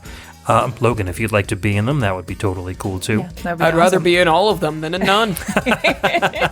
All right, we'll see which ones we can do solo and which ones we can do together. That would be a lot of fun. Because then also you wouldn't have to get someone and plan with them. You just have to call me and I'm here. Exactly. I just have to get you off of Roblox for 15 minutes. I mean, it's easier said than done, and also easier done than said. That's not a lie. We've also got Joe from Embassy Exclusive, very excited to help us out with a lot of this stuff. So I think we're going to have a VG Embassy team going forward that's going to... You're going to see a lot of us, and some of us will be behind the scenes more than others, but I think it's going to be a lot of fun for the future of the VG Embassy. Folks out there, if there's anything you'd like to collaborate on, if you have a YouTube presence and you want to do a collab with me or something like that, if you haven't been on the show before and you'd like to be a guest, or if you have a show yourself and you'd like me to be a guest, please reach out. I'm really looking forward to incorporating more of the community into the show, and, you know, if you've got a community of your own, I'd love to be a part of it. I might not even know about it. So I think that's going to be a lot of fun going forward for the VG Embassy. And thank you, Myla and Logan, so much for hanging out with me, for supporting me through these last 100 episodes. It means so very much. I know of, some folks out there whose wives and family members are not very supportive of their husbands' or partners' video game habits, and it makes it difficult for them to create content around it. So with you guys helping me out and being supportive, it means I try not to take advantage of it, and I love you guys for that. Thank you very much. Ain't no problem. Of course. I mean, Logan doesn't care. It's video games. Yep. That's the truth. It exists in my house as a nerddom household. Yes, so it's very much a part of This is our everything. culture here. It is not just the culture on the video game or Ed's culture himself. Nope. It is part of what we live and breathe here. Wilsons are gamers. It's kind of in our genes. Yeah. Yeah. Yeah. All right, so let's wrap up this party and this show next month. So we'll have as I said earlier in the show, we're going to have the extension of the 100th episode celebration on Embassy Exclusive at the end of February. And then next month, we're going to do kind of a simple show. I'm trying to avoid burnout here, and this episode was a lot of effort to produce, along with the 10th anniversary of the Pixel Tunes radio episode that I put out the month before this one, so it's been a lot of editing work. So next month is going to be a simple solo show. I'm bringing back the random indie game bundle episode concept. I really liked doing the last one where I got 15 mystery games in a indie game bundle, and I went through all the games that I got and shared a little bit about them and sampled their soundtracks and kind of did little mini reviews. So we're going to do that once more next month. I'm really looking forward to it. Already got the games lined up, and there's some fun surprises in there. So keep an eye out for... I love surprises. Surprises are fun. Surprise. Keep an eye out for episode 101 of the VG Embassy on or around March 15th. Be aware the Ides of March. Oh, yeah, that's right, March 15th. No Caesars will be stabbed during the making of the next VG Embassy. Oh, that's good. Just to let you know. All right, so you can find the VG Embassy on VGMbassy.com. There you will see a link to our Discord on the right column of the screen, and from there you can join our Discord and you can hang out with literally everybody that I've had on the show and share a whole bunch of your own video game music culture, and we will share ours with you. It's a great community to hang out with and to feel very comfortable in. You can also head to patreon.com/thevgmbassy, learn how you can become a patron of the show. We've got several tiers starting at $1. All of them will allow you to join our special VG Embassy Patreon channel on the Discord server, as well as other ways that you can participate in the show. As always, I'd like to thank all of my Patreon patrons by name at the end of every episode, some of which may sound very familiar to you from this episode. At our Taurus level, Cameron Childs and Dan Lawton, our VGMbassador tier, Periodical, Chris Murray, Gannon11, Keyglyph, Kyle Kroll, Chris Myers, The Dyad, The Last Rican, and Professor Tom, our audio attaché members, Cameron Worma, Carlos, Muddle Madness, and Scott McElhone, and of course, our special agent, Ryan Steele. Thank you guys so much for supporting me. Some of you have been here since episode 1, and that is absolutely astounding that you've helped me out financially for 100 episodes and more. And I hope that I can provide enough entertainment that you can help me out for the next 100 episodes. We will see everybody in 2 weeks for Embassy Exclusive, and then again next month for an episode of the VG Embassy. Myla and Logan, thank you guys so much for hanging out with me. I had a blast today. Thank you, everybody. Everyone, a round of applause. And I'm sure I'll put some sound effects of clapping in the background. Yes, please. I'm sure that you will be seeing more of them in the next 100 episodes. Bye, everyone. Bye. See you later.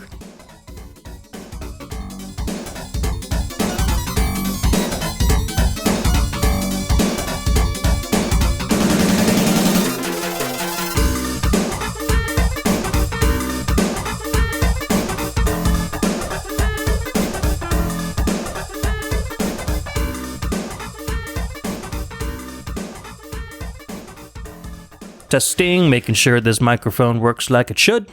Why does it smell like cinnamon peeps? Because I have cinnamon tea. T. TTT for me.